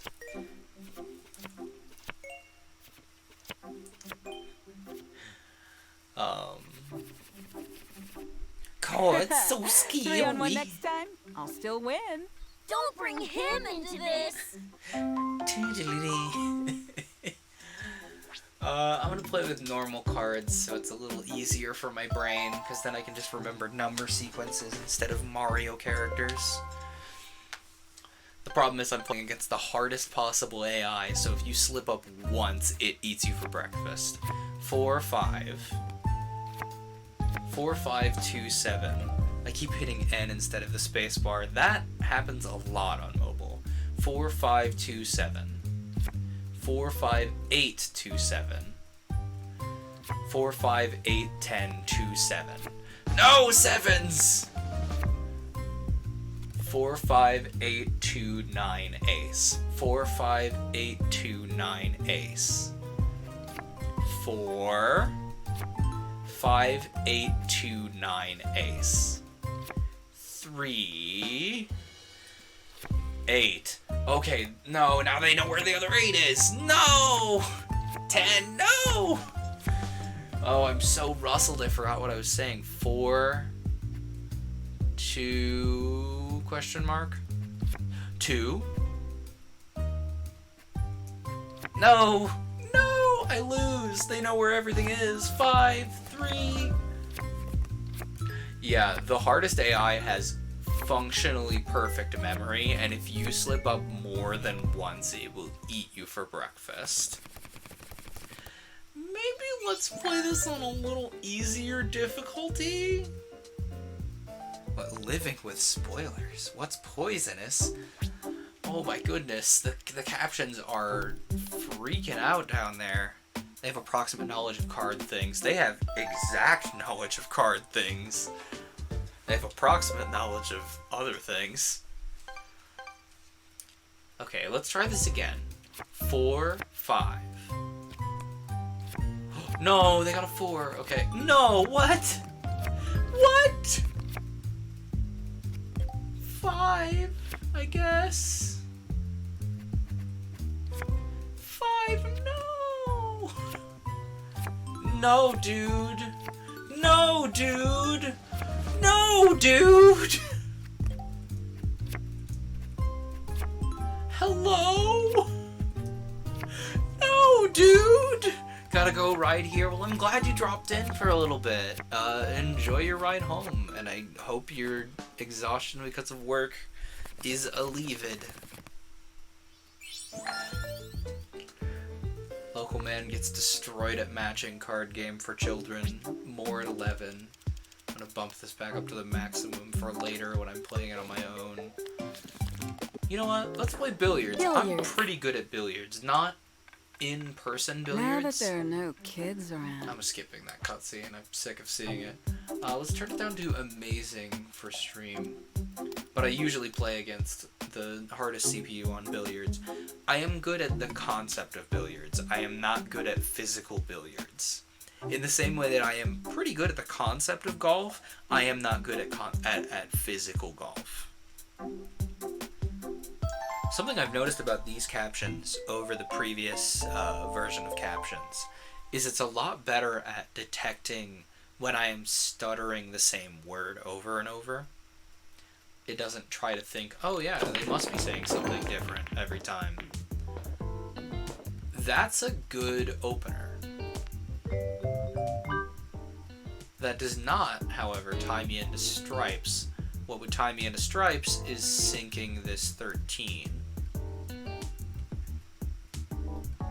Which I should be able to do. Get in there. Thank you. The music for billiards in particular is just bangerous. It's so good.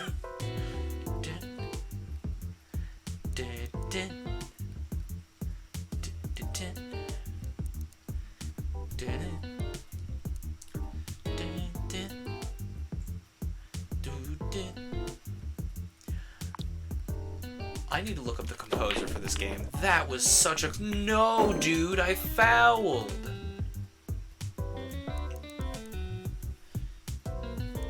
I need to look up the composer for this game because whoever did the music on this game did incredibly.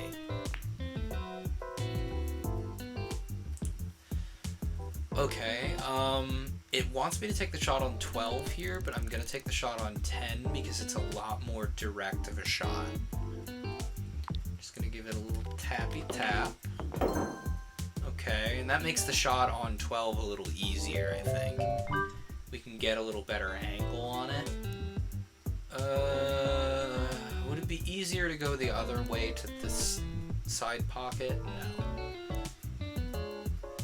Let's see what we get out of this. Okay, admittedly that might have worked a little better with a little less zhuzh on the ball, but we'll take those.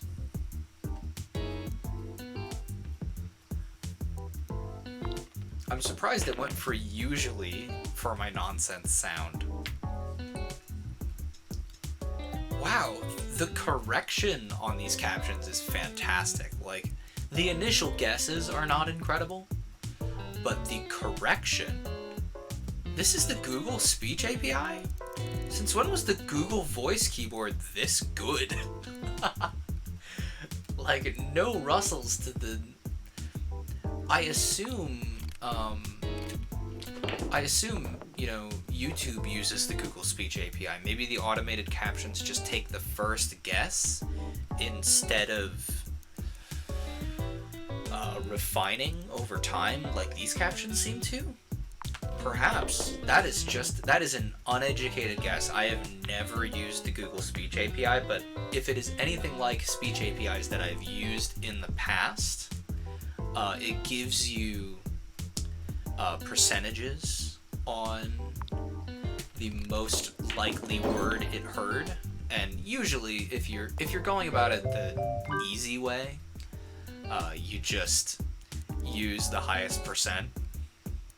Oh no, I have to foul here. Unless I can wrangle it to bounce off of a wall and hit the 14 ball, which I might be able to do, but I won't be able to sink anything unless I have wizard brain. But what this seems to do is take the it saves the most likely words for earlier words in the sentence and uses some kind of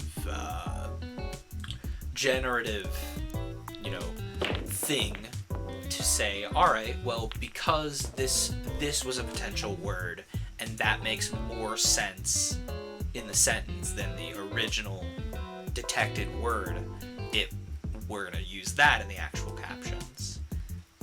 Fascinating. I think Markov chains is the term I'm looking for. It uses, you know, maybe it generates Markov chains on the fly based on the percentages, and whatever the highest percentage that also aligns with the existing Markov chain for the sentence is selected initially, but it can go back earlier in the chain, at least to some degree, and select a better term.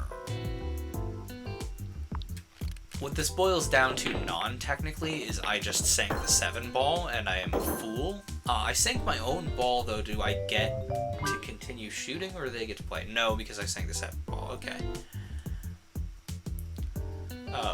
Oh no, I do get to do the thing. I have brain. I'm curious to see how these captions behave with some of my more odd speech patterns. You know, things like my brain is active and, you know, wrinkly brain type stuff. You know, weird internetisms that I've adopted into my speech. I think I'm gonna foul here. Yep. Ah, well. I've got a sizable lead, so it's not the end of the world. What was I saying? What this all boils down to non-technically is that these are surprisingly good captions and better than the ones that were baked into the video. Like, baked into the picture, I should say. Picture versus video, meaning, you know... I'm not sure if this spits out separate captions files that I can then edit. That might increase my workload a little too much for streams, but if that is possible, I would not be opposed to doing that if I found the time. You know, for particularly... Oh, fiddlesticks! They whiffed. This muscle right here is very upset. Right here. Speaking of this muscle right here, that reminds me I should get back in the habit of Ring Fit. Which shocking, very few, kind of fell out of the habit of after stopping streaming it. I just figured that the stream had seen enough of the game, and I was only halfway through the story mode. And I got the sense that if I stayed in the habit, I would have gotten, you know, a more intense workout. Let's see if this works.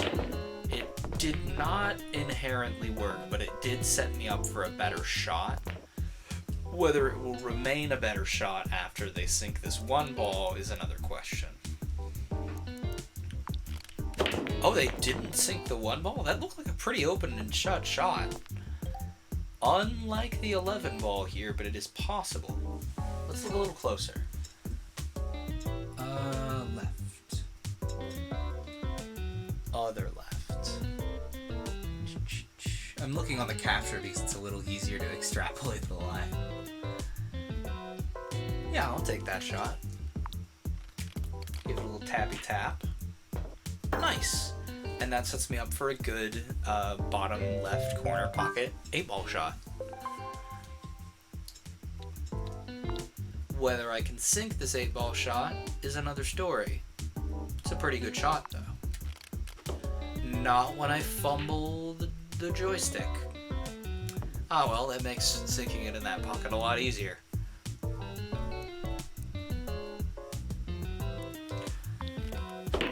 My Joy-Cons are very, very gently starting to drift. Not in an egregious way, but occasionally they will... Yo! You're out of class super early. I saw your... No, I lose! Oh, you dropped into stream just to watch me lose. If I hadn't sunk the white ball there, I would have won, by the way. I've completely lost my train of thought. Also, you are someone who will benefit from the captions. I have captions now. You can enable closed captioning. What do I want to play? Wait, you also have this game. We could play together. Nice. If you want to play on stream anyway. What do I want to play? I kind of want to play Hanafuda, but we've played a lot of Hanafuda this stream already. Let's go, Hanafuda! Alright, Hanafuda. Do you want to play Hanafuda against me on stream? That is up to you. I'm just gonna make the game make noises while we wait for stream delay. Sure, alright. Let me go back to the title menu. Online play, play with friends, create a lobby. Once again, if there's anyone, well, I would say if there's anyone else interested, but Hanafuda is kind of a two-player game. I wonder if there is like some kind of way to play Hanafuda with more than one person, more than two people. Also, I would not be shocked if there is some kind of solitaire ruling for Hanafuda. Alright, let's play Hanafuda. Hanafuda. Both Raz and I have been playing Hanafuda in a major way lately. Do you want short hands or long hands?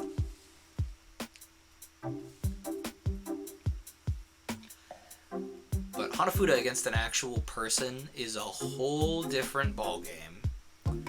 You're not just acting strategically, you're acting brain loading. You're not acting against an AI that you longer or more entertaining for stream, I guess. Let's compromise at 6 round hands because I know 12 round hands are a little lengthy for you.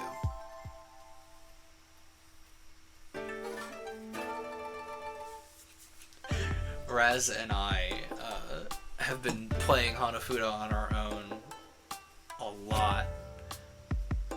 I was not expecting to pull January there, but okay. Oh no, you can see my hand, but I can't see your hand.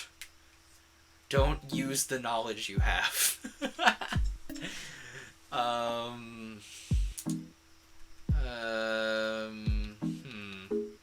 This one.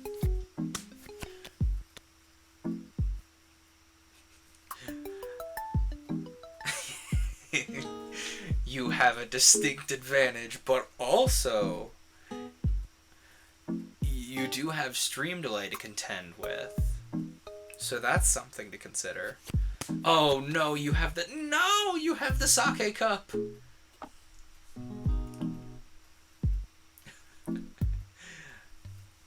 Raz pulls the sake cup immediately and has the willow light within her grasp.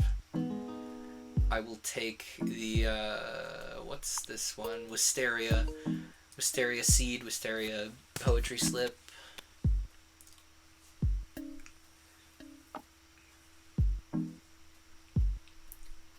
I've been trying to learn what each month's signature item is actually called. Oh no! Moon viewing immediately? Are you kidding me? No wonder you were like, I have the advantage. Alright, Pines. I will be taking that poetry slip. I do not have an advantage here. But... Oh no, you could get bored to your butterflies too if you have the right cards. If you have the right cards, you could get bored to your butterflies. I'm not a fan of this. I'll take that Iris card at least. Oh, of course! Why did you have such a good hand? My head explode.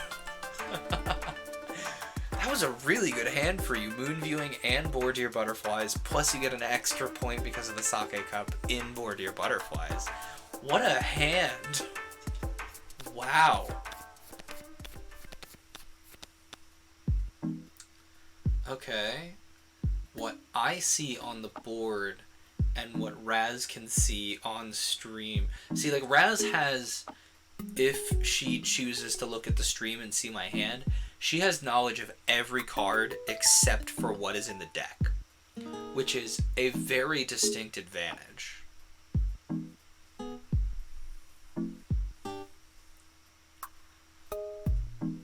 But I see a few potential hands I could aim for here. Honestly, I'm not really looking because lag. That's fair. I'm glad you're not looking because it feels kind of cheesy. Apparently, you can just win without looking, though. Lucky sake cup getter.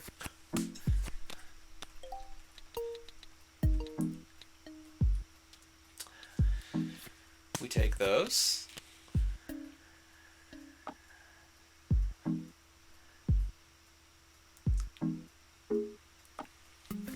Yeah, a lot of the time with Hanafuda, you are very at the mercy of whatever cards are on the table. But there is that strategic element. I also just really like the polish that the Hanafuda has in this game in particular. Like the nice, I think the term is tatami mat that you're sitting on. Like the nice little woven playmat area and the little playmats off to the side. And the like, that was a terrible slap noise. Like that of the cards against one another. Okay. I'm willing to koi just because Koi. your only avenue is having the butterflies card and there's not a well now your other avenue is the poetry slips. Cool. Maybe I should not have koi-koi'd, but guess what I did anyway. Plum blossoms, because you already have the nightingale. No! Poetry slips, I should not have koi-koi'd. Regrets.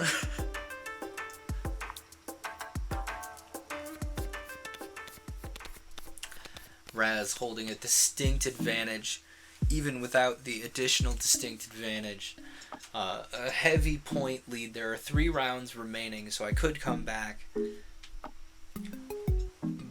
But I would have to get some pretty good hands to do so. And with an opening play like that, it does not seem likely. I still potentially have an avenue to board your butterflies here. Not if I have to play the clover card anyway. Or if you get butterflies, okay.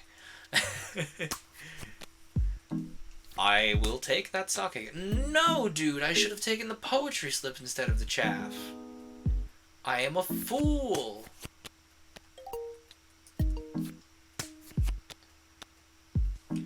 I really should have taken the poetry slip instead of the chaff. No!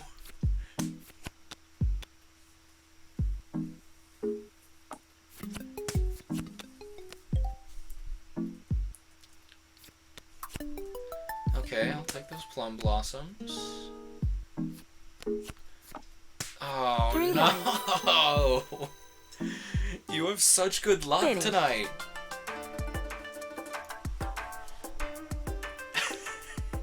Free lights over there.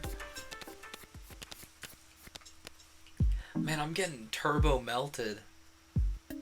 Like, even by the computer tonight I was getting turbo melted earlier. Okay, I see that. I no longer see one of those. Let's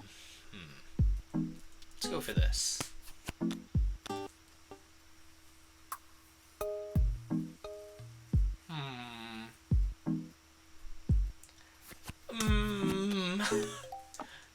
I was about to say this has the potential to be a good hand, and then you pulled another light out of your hand. Okay. I'll take those irises at least. See, like, some of these plants are plants that I know, and some of these plants are, like, plants that are not common to my area.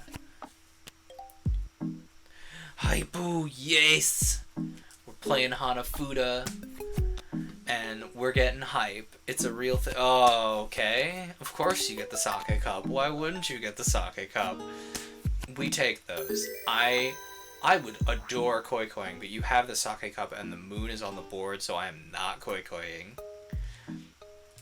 I will take my 1 point and go. We're actually playing against Razmatazik in the chat, Jubilee. If you happen to have this game, actually, do feel free. I didn't even have it. Fair enough, but I wasn't going to gamble on the fact of you getting a hill card. If you have this game, Jubilee, you could also join in.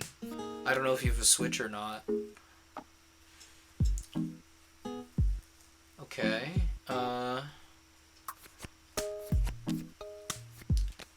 Well, I didn't want to get Cherry Blossom viewing this early, but okay. Cherry Blossom viewing.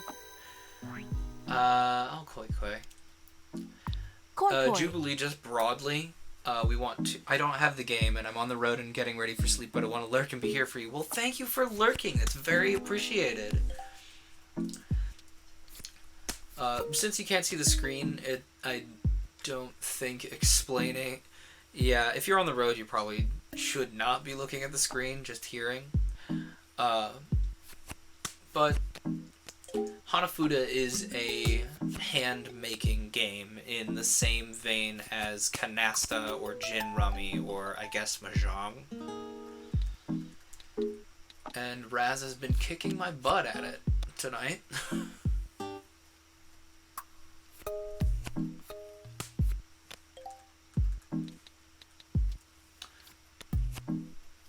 Okay, we take those. At least those 2 cards coming out of the deck were useful for me. Oh! Okay! 3 life. I mean, it's the second to last round. Oh, we got chaff, too. Oh, no, I mean, I'm traveling, but I'm in a bed and I'm ready for sleep, so I'm not even home with my equipment. Fair enough. So basically you want to match the matching arts together for good points. Dang. No kidding, dang. 32 points. That, like, makes this a close game. Like, you could still pull it out with this last round. But it is going to be close.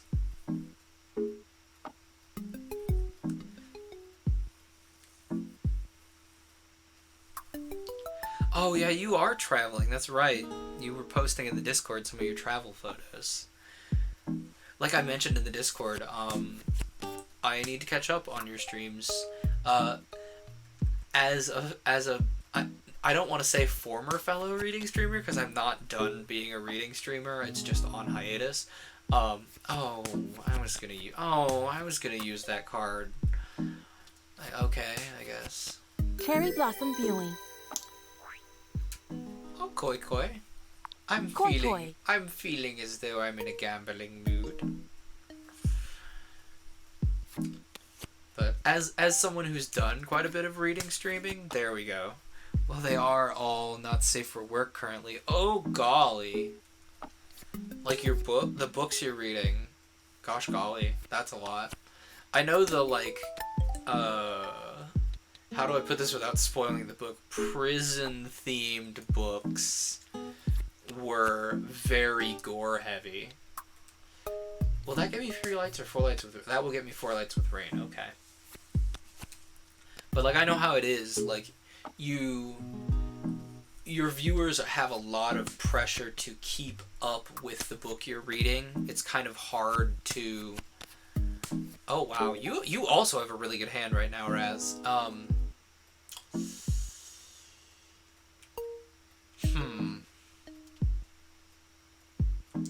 Yeah. Brain loading. One moment. That was a fantastic hand of Hanafuda, Raz. Like, that was super, super close until literally the last hand there. Very close. Thank you. Thank you for the congrats. Do you want to play another hand? Or we could play one of the many other games in the pile? Up to you. But, like, I get it as someone who's done reading streams. You know, your viewers have to keep up week by week with every episode of the stream.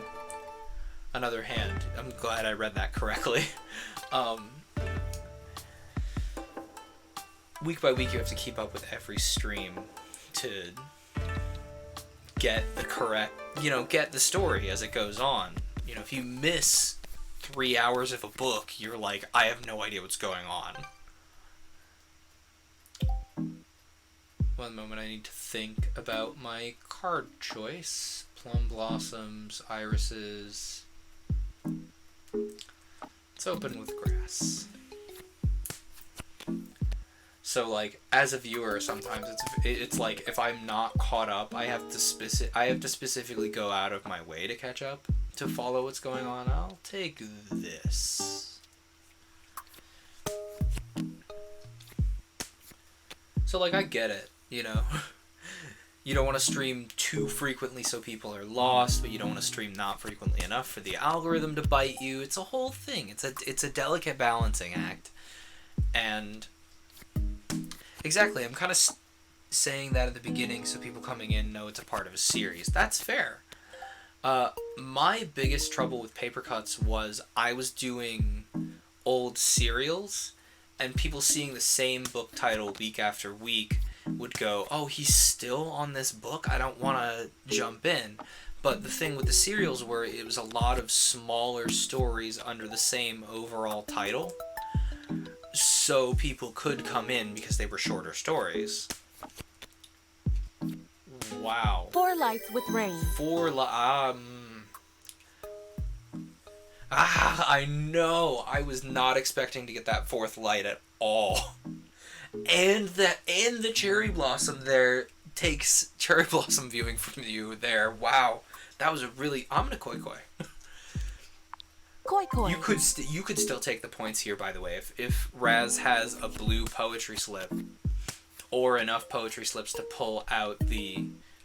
You know, if she gets 2 more poetry slips or 1 blue poetry slip, she could still take the hand here, which would be a very large loss of theoretical points for me. Hanafuda is shockingly cerebral for the simplicity of the rules.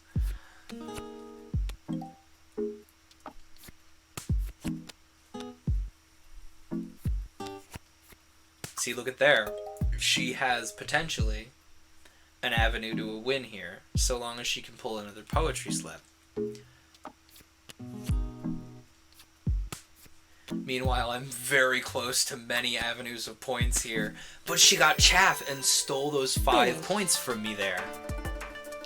Wait, you got multiplier on those? I thought you didn't normally get multiplier from those. I will take that chaff. That is fair!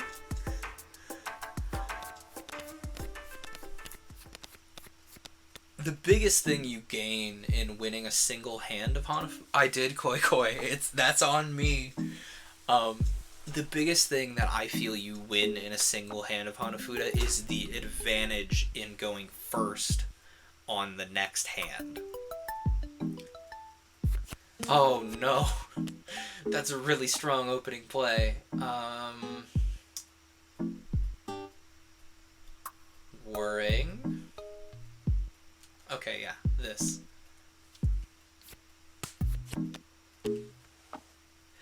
That's the thing with koi is it's such a gamble. You don't know what oh, you got the full season on that one.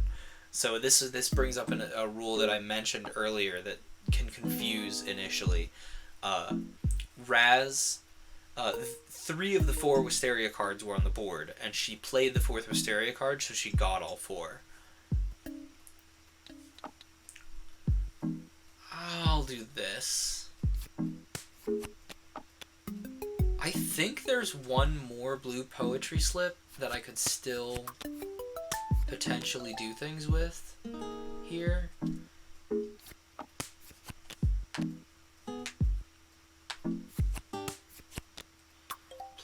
Blossoms. Maple leaves. I really like it's interesting because a Japanese maple tree is very, obviously it's still a maple tree, so it's, oh no! Moon viewing. Moon viewing, you kids and your moon viewings. Finish. That was a good decision to not koi koi there because I did have some potential avenues to winning there. I will say that I'm very likely to koi koi because I like to gamble. Gamble in that sort of safe way that's like, oh yeah, it's not that much of a consequence. It's just like, oh no, I lose point. Oh, that's another way you can get the full season is draw the 4th card of the season and get it that way. Which is very lucky. This hand is shaping up very differently than I expected it to. I can tell you that much. Let's do this.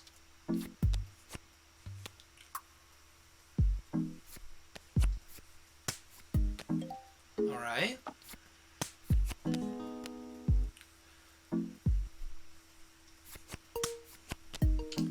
Okay, this then.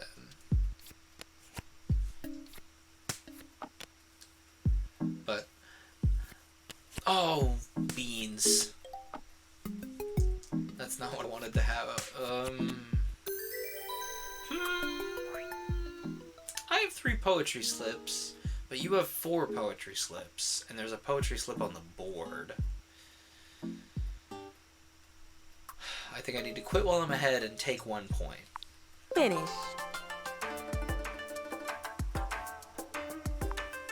Because yes, theoretically I could have gotten more points, but also it's very likely that Raz could have pulled ahead there. So, let me think for a second. Yeah, this.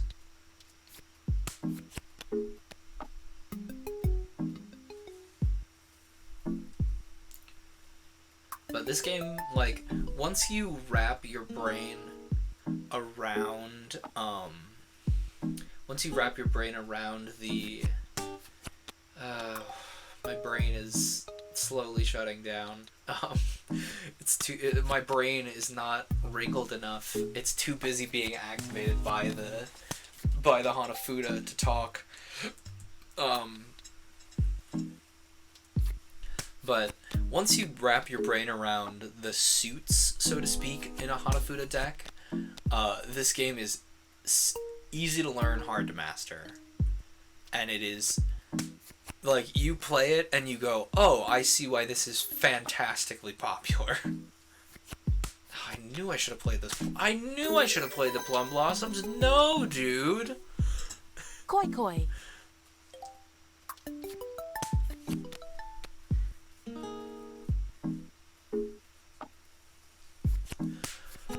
No, dude.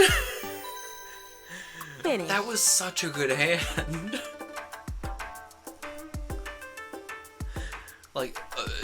No ifs, ands, or buts. That was a really good hand. I'm just getting melted on Hanafuda. I really like something that's a little more of a. Oh my gosh! Opening cherry blossom viewing. First turn. Are you for real right now? Although, to be fair, the first time Raz played Hanafuda with me, I got, as one of the opening hands, I got 4 of a kind and got 6 points. It was a whole thing. 3 lights. Finish. Oh, I wanted to koi koi there, but okay. I'll take 10 points. No, you had koi koi'd. I have brain. Brain fallout syndrome. This. But a lot of the detail, especially in games that I'm unfamiliar with, so I can kind of focus on the background a little more, and I'm not just zoned in. Okay, you just get all the clover cards. Neat. Like, it's really well detailed. Like, there's subtle lighting effects on the back of the cards, and you switch between red and black tiles between hands. It's just such a good, like, and this game, like, every single minigame has that level of polish.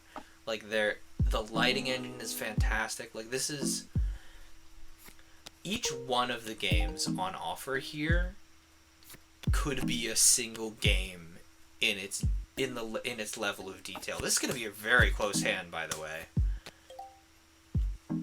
because we're 1 point apart, so whoever wins this particular round,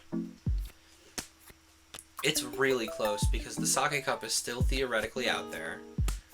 Raz has 4 poetry slips, but I'm 1 light away from holding a hand here. So, oh no, I should not have, wait, no, the Sake Cup is still out there. Oh, so close. No, no! Why did I mention the Sake Cup? Why do I have to be right? Finish. Not so much. What a good hand for you. Wow. I was like, oh yeah, I'm only 1 light away, and then you just pull out the Sake Cup and win. What a hand. Like, every single individual game. Let's play one more hand of Hanafuda. Oh, that sounded like I just unlocked something. Did I just unlock something? No, okay. Also, this looks profoundly different on my television screen versus the capture. I'm like looking at the capture right now. Hold on, let me give me some more mac and cheese. Alright, I won't start for a little bit. I'll carry on about how fantastic this game looks. Like, each of the singular mini games in this game, like, you could package 2 or 3 of them together and sell it for $20. That's how high the polish level is on this game. Like, each and every single one of these scenarios has background music. It has a really good lighting engine. The play field is modeled beautifully and highly detailed. It has, you know, common options for rules. There are many different types of rule sets in here. And it runs the gamut of a lot of games, and a lot of games that I had never heard of before. A lot of games that I had never heard of, or heard by a different name, or heard of but had not played in here.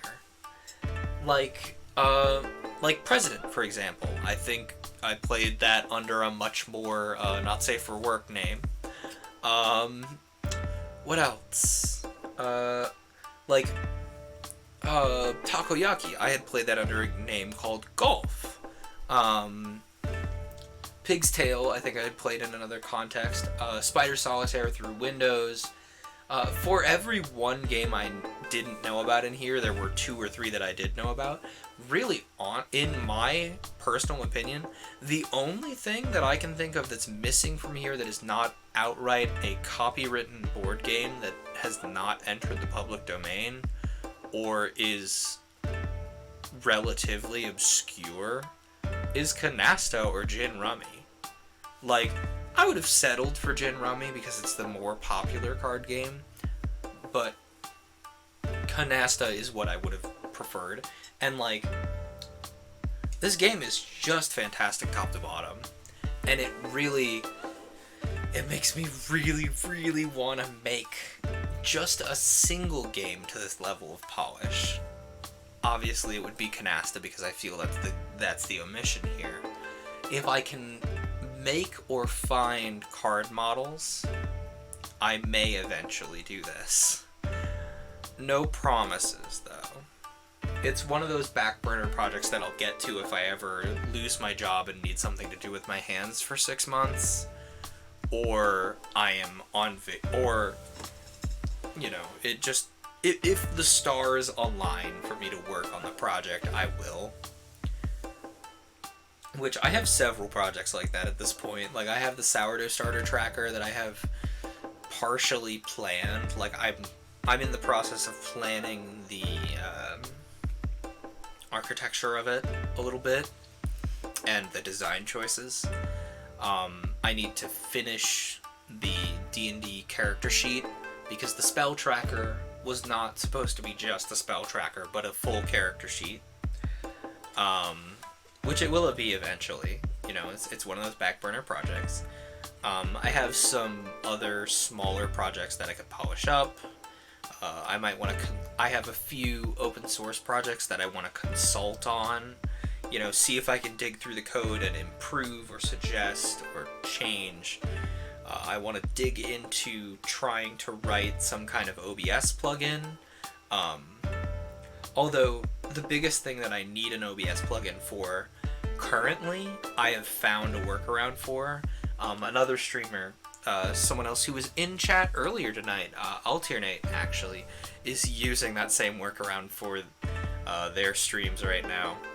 And that's another thing relatedly that's a kind of a back burner project. I want to have another layout that's not Code Lyoko. I want to do a lighter layout, something that's not, you know, so much of the screen is background choices. It's just like the capture and the face cam and the chat and the cup. Especially because the captions are baked into the video data. Welcome back! I was just carrying on about potential side projects of mine. And that's not even to mention, those are just the programming side projects.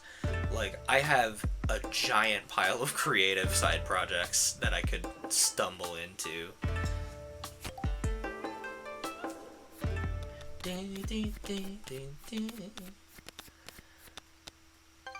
Okay. This hand could go well. I'll put it that way. So as to not tempt fate.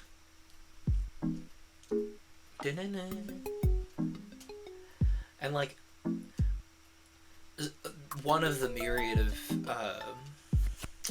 creative projects that I could stumble into is, you know, music writing. I've been dipping my toe into that despite my lack of compositional knowledge. It will be, if I'm at all honest, probably years 3 lives. before I feel that my music is ready to view the world and be viewed by the world. Koi koi. But that is something I've been working on. Finally redubbing that old To Do Today episode where the microphone died on me. That's another back burner project that will eventually get done. Like I said, there's a lot of potential creative projects that I could stumble into outside of programming that if I somehow develop an abundance of spare time, they're gonna happen. Learning to sew is another one, actually. Because I know the bare basics of... Oh my gosh. Seriously. Finish. I should have quit while I was ahead with that koi koi. I could have just got 5 points and walked, but I'm like, no, it's fine. The sake cup will come up. No, it did not.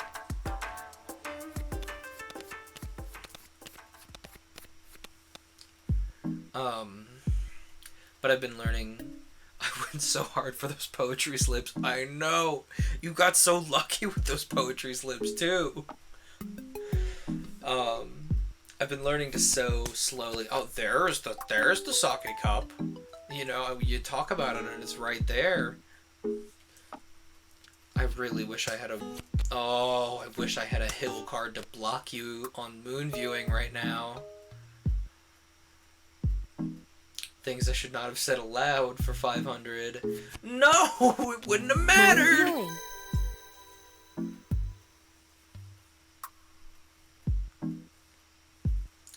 Considering the koi koi. Weighing the options. wondering whether I have some sort of winning hand that will eventually come up. I'm cackling.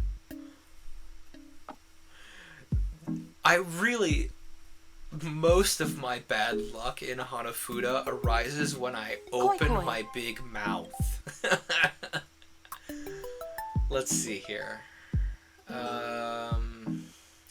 Let's do this. Oh, come on! Are you serious? Are you for real? Everyone, you saw that. It was on camera.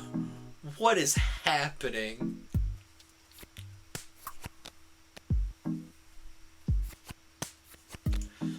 Oh my gosh.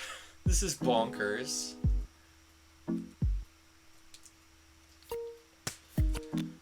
Oh my goodness. And you could still get bored to your butterflies, couldn't you?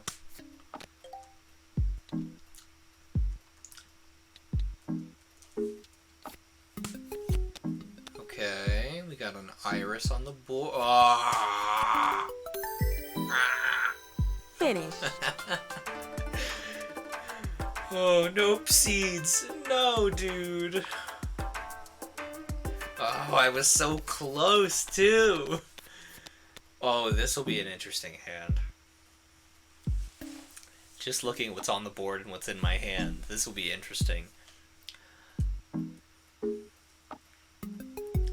Okay. The board remains interesting. I will say that.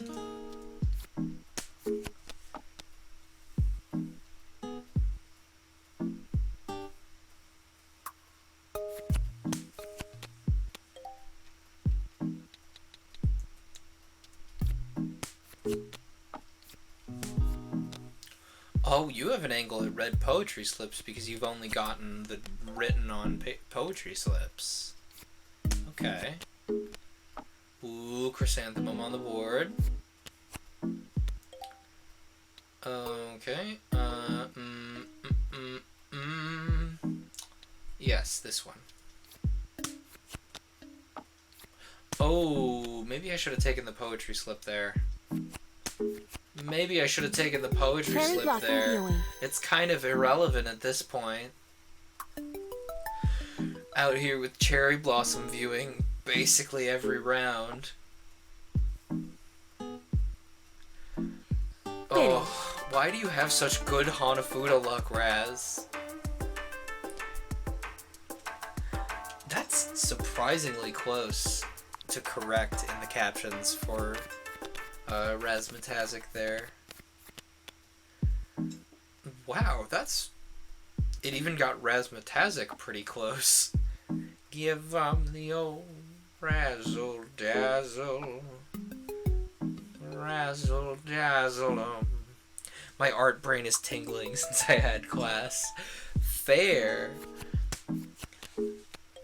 I'm very curious to see what sort of effect this class, like your art classes this semester, have on your art, because some of the classes Raz is in this year are like going to have a clear and present effect on the evolution of her art style, I think, and I'm curious to see what it comes out to be. Oh, dude. My head explode. What are these hands?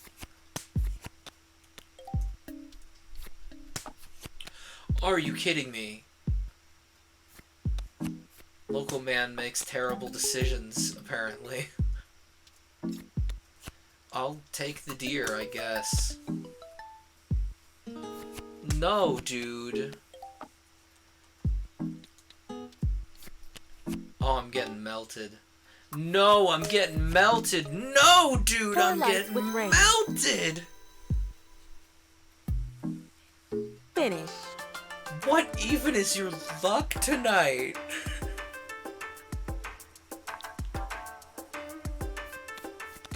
Raz is too good at Hanafuda. You need to, like, hustle people in bars for money.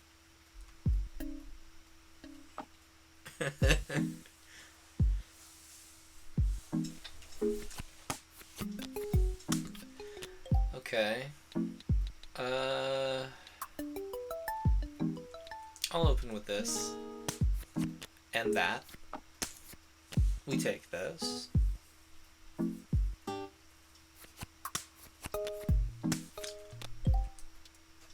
Blue poetry steeps. Blue poetry slips. Hello, Rex. How are you? Listen. I should not koi because Raz has too good of luck. But I want more points. I'm greedy. Koi My koi. greed will be my downfall here, but I'm going to koi anyway. I have no idea what this game is.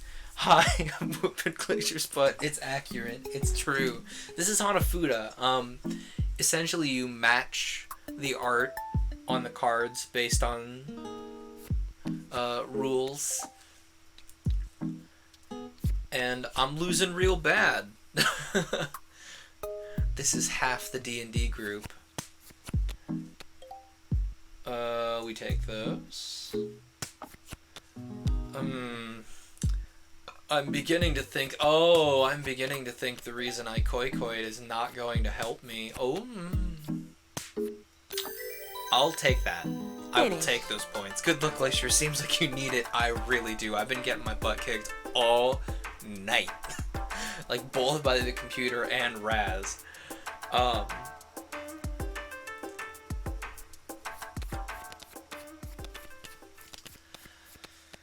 Okay. We'll open with Wisteria Poetry Slip. And then we will take the sake cup. Thank you very much.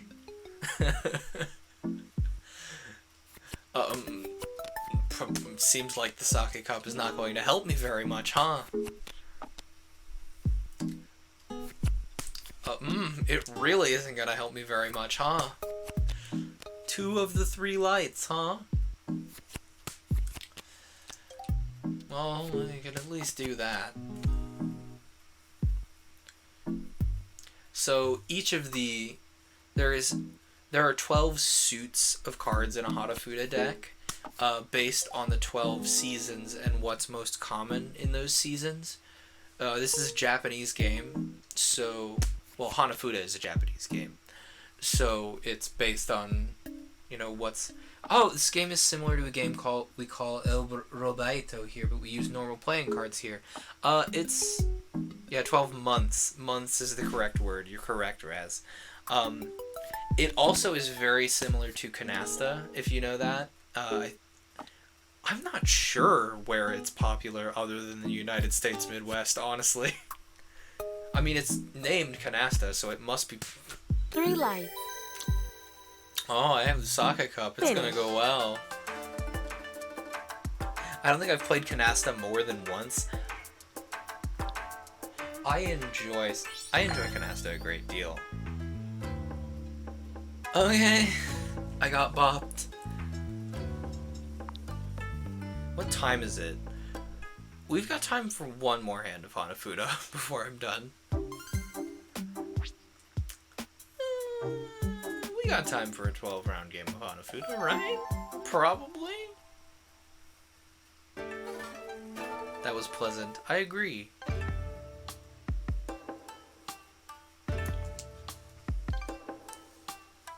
Oh, sorry, I didn't ask if you wanted to play again. I just kind of assumed you did. This seems like a really nice, relaxing game.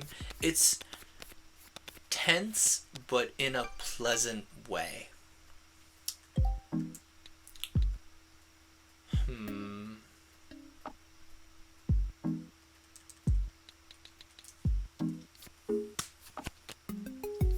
Oddly competitive. Yeah, it's relaxing yet competitive in the way that most hand building games in the vein of Gin Rummy and Canasta and Hanafuda and I suppose Mahjong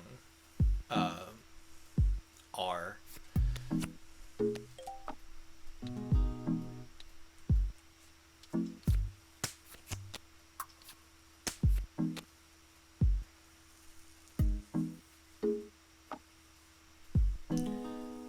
But this specific, like, iteration of the game through Clubhouse 51 games is very soothing. It's got, like, the little soothing, like, ding, doots music. And it's very well atmosphered. Okay. Well, now I'm wishing I kept my chrysanthemum. Kind of want to try it out now, but I don't have the game. Maybe in the future. Honestly, it would probably be cheaper. The sound effects are super satisfying. I agree. It might be cheaper for you to get this game. This is like a full price video game. Importing Hanafuda cards from Japan is like $25. Okay, that's not a hand I expected to get. I should not koi koi. I should not koi koi. Raz has 7 chaff. I'm not gonna koi koi. I'm not gonna gamble on whether a chrysanthemum shows up. I could have koi koi'd because the sake cup was on the board, but I did not know who had the chrysanthemums and where, so it would have been a gamble. And I've been losing because I wanted to gamble. Getting the 51 pack of games sounds pretty good. It's a really great game if you do have a Switch. But if you just want to play Hanafuda, getting a physical deck of Hanafuda cards may serve you better.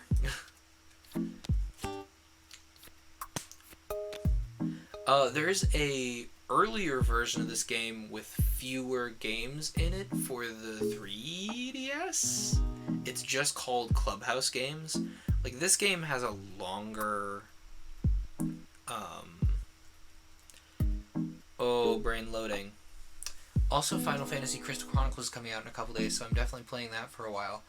The whole set of games is super fun. I agree. Oh, Crystal Chronicles. That's the one that used to be for the... They remade it, but it was originally for the GameCube. And it used to take the GameCube to Game Boy link cable to play it, right? It was like a party game. Yeah. Weirdly, I played like some of the spiritual successor type things on WiiWare, but not the actual game. I think it comes out this Thursday. That's exciting. Oh my gosh, seriously, chaff? Finish. I was gonna try and talk you into koi-koing, but no, you took your 1 point. Very exciting. Oh, well, speaking of very exciting, there's some exciting cards on the board. The actual game is extremely fun, and it has a free version that allows you to play with full version users too. I think this game actually has an effect like that, where you can download the demo to your Switch and play like full versions of multiplayer of some of these games, as long as you're in person, which is pretty sick, honestly. I'm a fan. Can more games do that kind of DS download play type thing again? I miss it from the Nintendo DS. Oh. Every time I get enthused about potentially having a good card, Raz has better luck than me.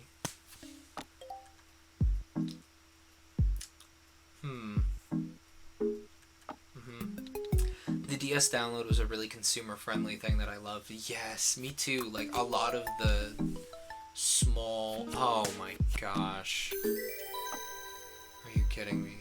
Finish. A lot of games had, like, decreased function... taking your 1 point and running. That's fair. Brain loading. Oh. Sneeze. Thanks. What was I saying? Jeremy Child. I do live in a plague house right now, theoretically, until those tests come back. Thankfully it's not me, but annoyingly it is several of my family members, theoretically. It is a little bit, I agree. But resting the stream back onto a lighter note, the DS download play, like having simplified versions of games that then allow you to play multiplayer of games you don't own was really consumer friendly, and I don't think I know of any games outside of the Nintendo sphere that did that or did something similar. You know, let a demo user play with full game users or something like that. And it feels very, very much like a Nintendo sort of move. That kind of idea of games are... I don't think any other console allowed that. Maybe mechanically there are consoles that could have theoretically done it, but it was not... If it was a thing, got people hooked, absolutely. Like, it was a very Nintendo move in that it was a good move toward the consumers, but it was also a very good business move because, like Raz said, it got people to try a game and get interested.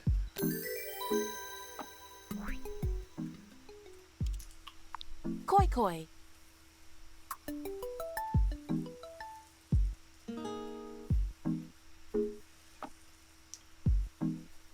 And it was very much like informed by Nintendo's philosophy on video games, which is kind of, video games are a complex toy, and video games are meant to be fun before anything else. So it's very Nintendo. And I'm glad that it extends into the Switch realm, even if only a little bit. Like, speaking from a programming perspective, it wouldn't be too bad to handle, you know? Like, if you're already writing, you're gonna win this round, either card I play is gonna let you play one of your light cards and get Cherry Blossom Viewing or Moon Viewing. Oh no, whatever will you do?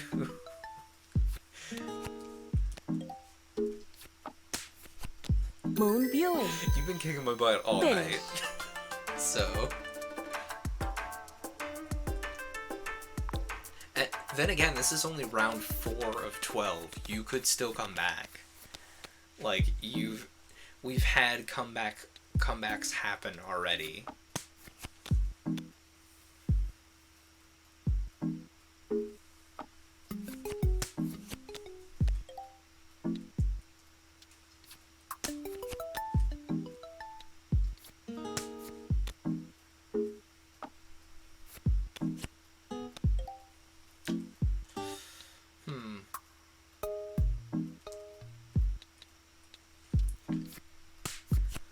Moon Let's viewing. raise the stakes a little bit.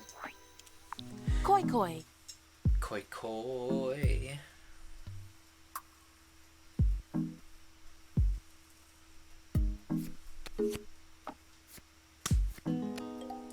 I wonder if there's a way, like, sorry, my brain is worrying about OBS right now.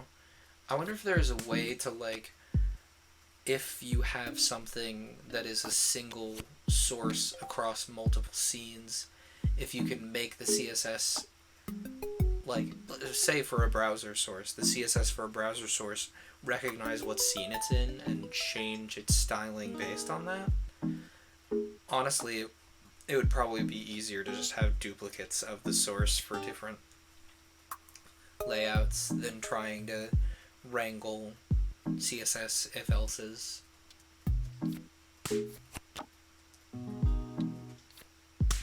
Four lights with rain. That was an incredibly lucky on my part. Finish. That was really lucky on my part. Yeah, no kidding. Maybe you can ask Kara or someone else about that. They may know something. That's true. The fun thing about being like a software developer / web developer is I'm also pretty qualified to fumble with it myself. Even though I'm not coming back to beat you this game. I mean, if you have some bangerous killer hands, you could, but it is not likely.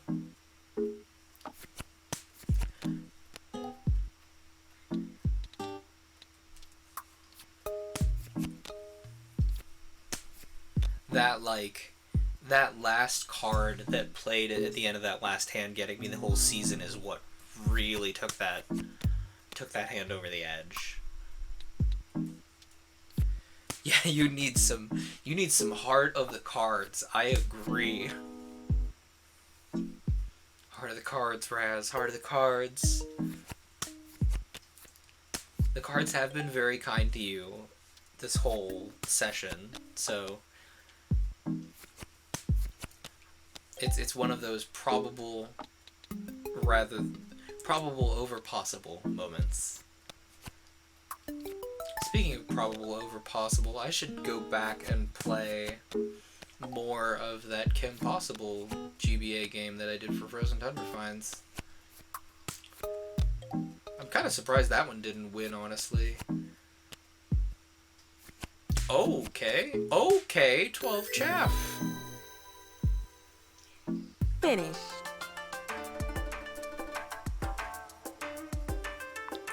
The heart of the cards senses your needs and is preparing a large win for you.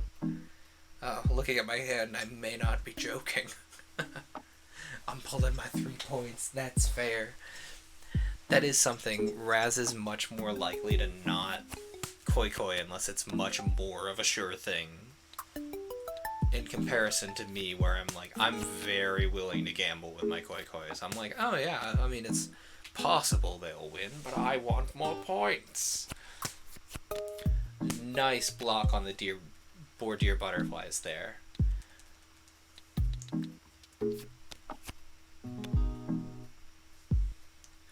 Speaking of Yugi and these cards having hearts, there is a Powered by the Apocalypse game in the Koi is the way to know if you have the heart of the cards with you. Absolutely. Like, there is a Powered by the Apocalypse game based in the vein of Yu-Gi-Oh! Called These Cards Have Hearts. And while I don't agree with some of the rules choices they made, like, you could pretty easily modify it to run in a way that is more satisfying to someone, say, used to Monster of the Week. And, like, play it very well. Like, my biggest thing with These Cards Have Hearts is I don't particularly enjoy that the keeper of what's the keeper called? I had something clever for it. The keeper of cards and catastrophes, let's say. The keeper of cards and catastrophes is who decides. Wow, that's a good hand for you. 3 life. The keeper of cards and catastrophes is who decides Finish. who wins each duel, which I don't particularly enjoy. I would prefer it that that duels are contested. Duels are contested, a series of contested roles, and that allows the duel arc to be more controlled by the players, which feels more in line with Powered by the Apocalypse's ethos of all of the players tell the story, not just the keeper. I really want to try out some new TTRPGs, and I would not mind if someone wants to DM something in something other than D&D. That's fair. I will keep that in mind if I manifest another D&D group, or I manifest another tabletop game group. I don't know, there's several big eyes at Glitter Hearts. Absolutely. I was hoping you'd mention Glitter Hearts. Glitter Hearts is another Powered by the Apocalypse that I'm very interested in. It goes about it in a... Oh! Poetry slips already. Not this soon. Glitter Hearts goes about Powered by the Apocalypse in a very entertaining way. And I specifically want to try out Magical Girls games or sci-fi as well. Glitter Hearts is Magical Girls themed, so that's right up your alley. Glitter Hearts can also be Power Rangers themed, which if I was keeping, I would bend toward Power Rangers because I'm marginally more familiar with it, although I didn't get to watch either Sailor Moon or Power Rangers as a small person, but Power Rangers were so ubiquitous in that time of my life that even though I didn't get to watch it, I osmosed some of the tropes. Power Rangers plus Magical Girls, you could run it that way. You know, make it a very like Sentai over the top fights, but still have that kind of magical girl, the mundane world reflects what's happening kind of vibe.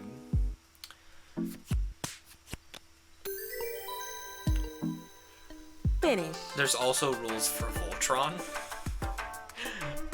in Glitter Hearts, like optional rules for Voltron style stuff. Oh no, you meant a Koi Koi there? That would have been a good Koi Koi for you too, because I did not have a very good hand going. I think no, they didn't end up putting those out. It was a stretch goal for the Kickstarter that they were going to include Steven Universe variant roles too. Oh, there is stuff for Steven Universe stuff? I didn't know they released that. That's cool.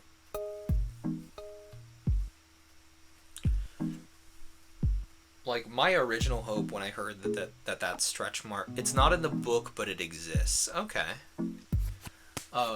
When they didn't reach that stretch goal, I was hoping it would come out in like a Tome of Mysteries type thing, that in the same way as, you know, Monster of the Week did Tome of Mysteries to throw together a bunch of fan-made content with permission. So I was hoping the Steven Universe rules would come out in an expansion to Glitter Hearts. But if it's already out there, that's also very exciting.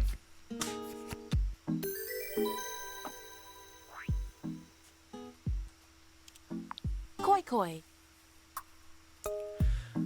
That is one thing that was like really a pleasant surprise. I'm hoping that someday I might have a list of TTRPGs I know how to play and am willing to at any time. I'm already getting a little bit to be that way. Like, I have a handle on several like base systems that kind of spin out into specific rules. Like, I've got my Moon viewing. viewing over there. Finish. Nice. I know. I was like, oh, I'm gonna Koi Koi because I have another poetry slip in my hand, and then you moon viewing. What was I saying? Like, I learned first I learned D&D, and that spins out into a ton of systems because D&D is like the granddaddy of 90% of tabletop gaming, and the other 10% is war games that evolved into Warhammer. Although I guess Warhammer evolved from the same base as D&D. But anyway, we can talk tabletop history in a second when I finish my thought. I know 5th edition D&D, which kind of loosely familiarizes me with many other editions of D&D. And D&D alikes. I know through Monster of the Week, I know Powered by the Apocalypse. I am learning Blades in the Dark actively for a game called Hello World. And that's a good number of systems, honestly. Like, there are still obviously other systems. There's like percentable. Oh, lagging. Game lagging. Oh no! Communication error unacceptable!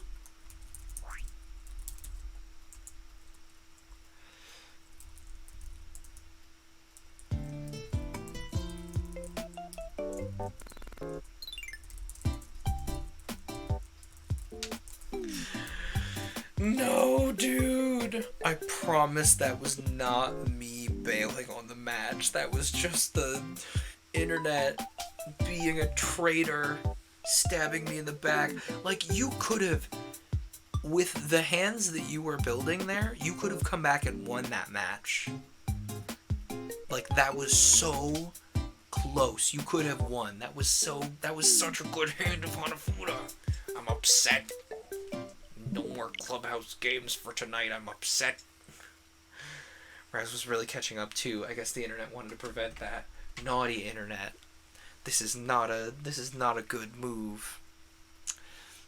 Okay, well, I guess that's my cue to be done for the night. We're over on time anyway.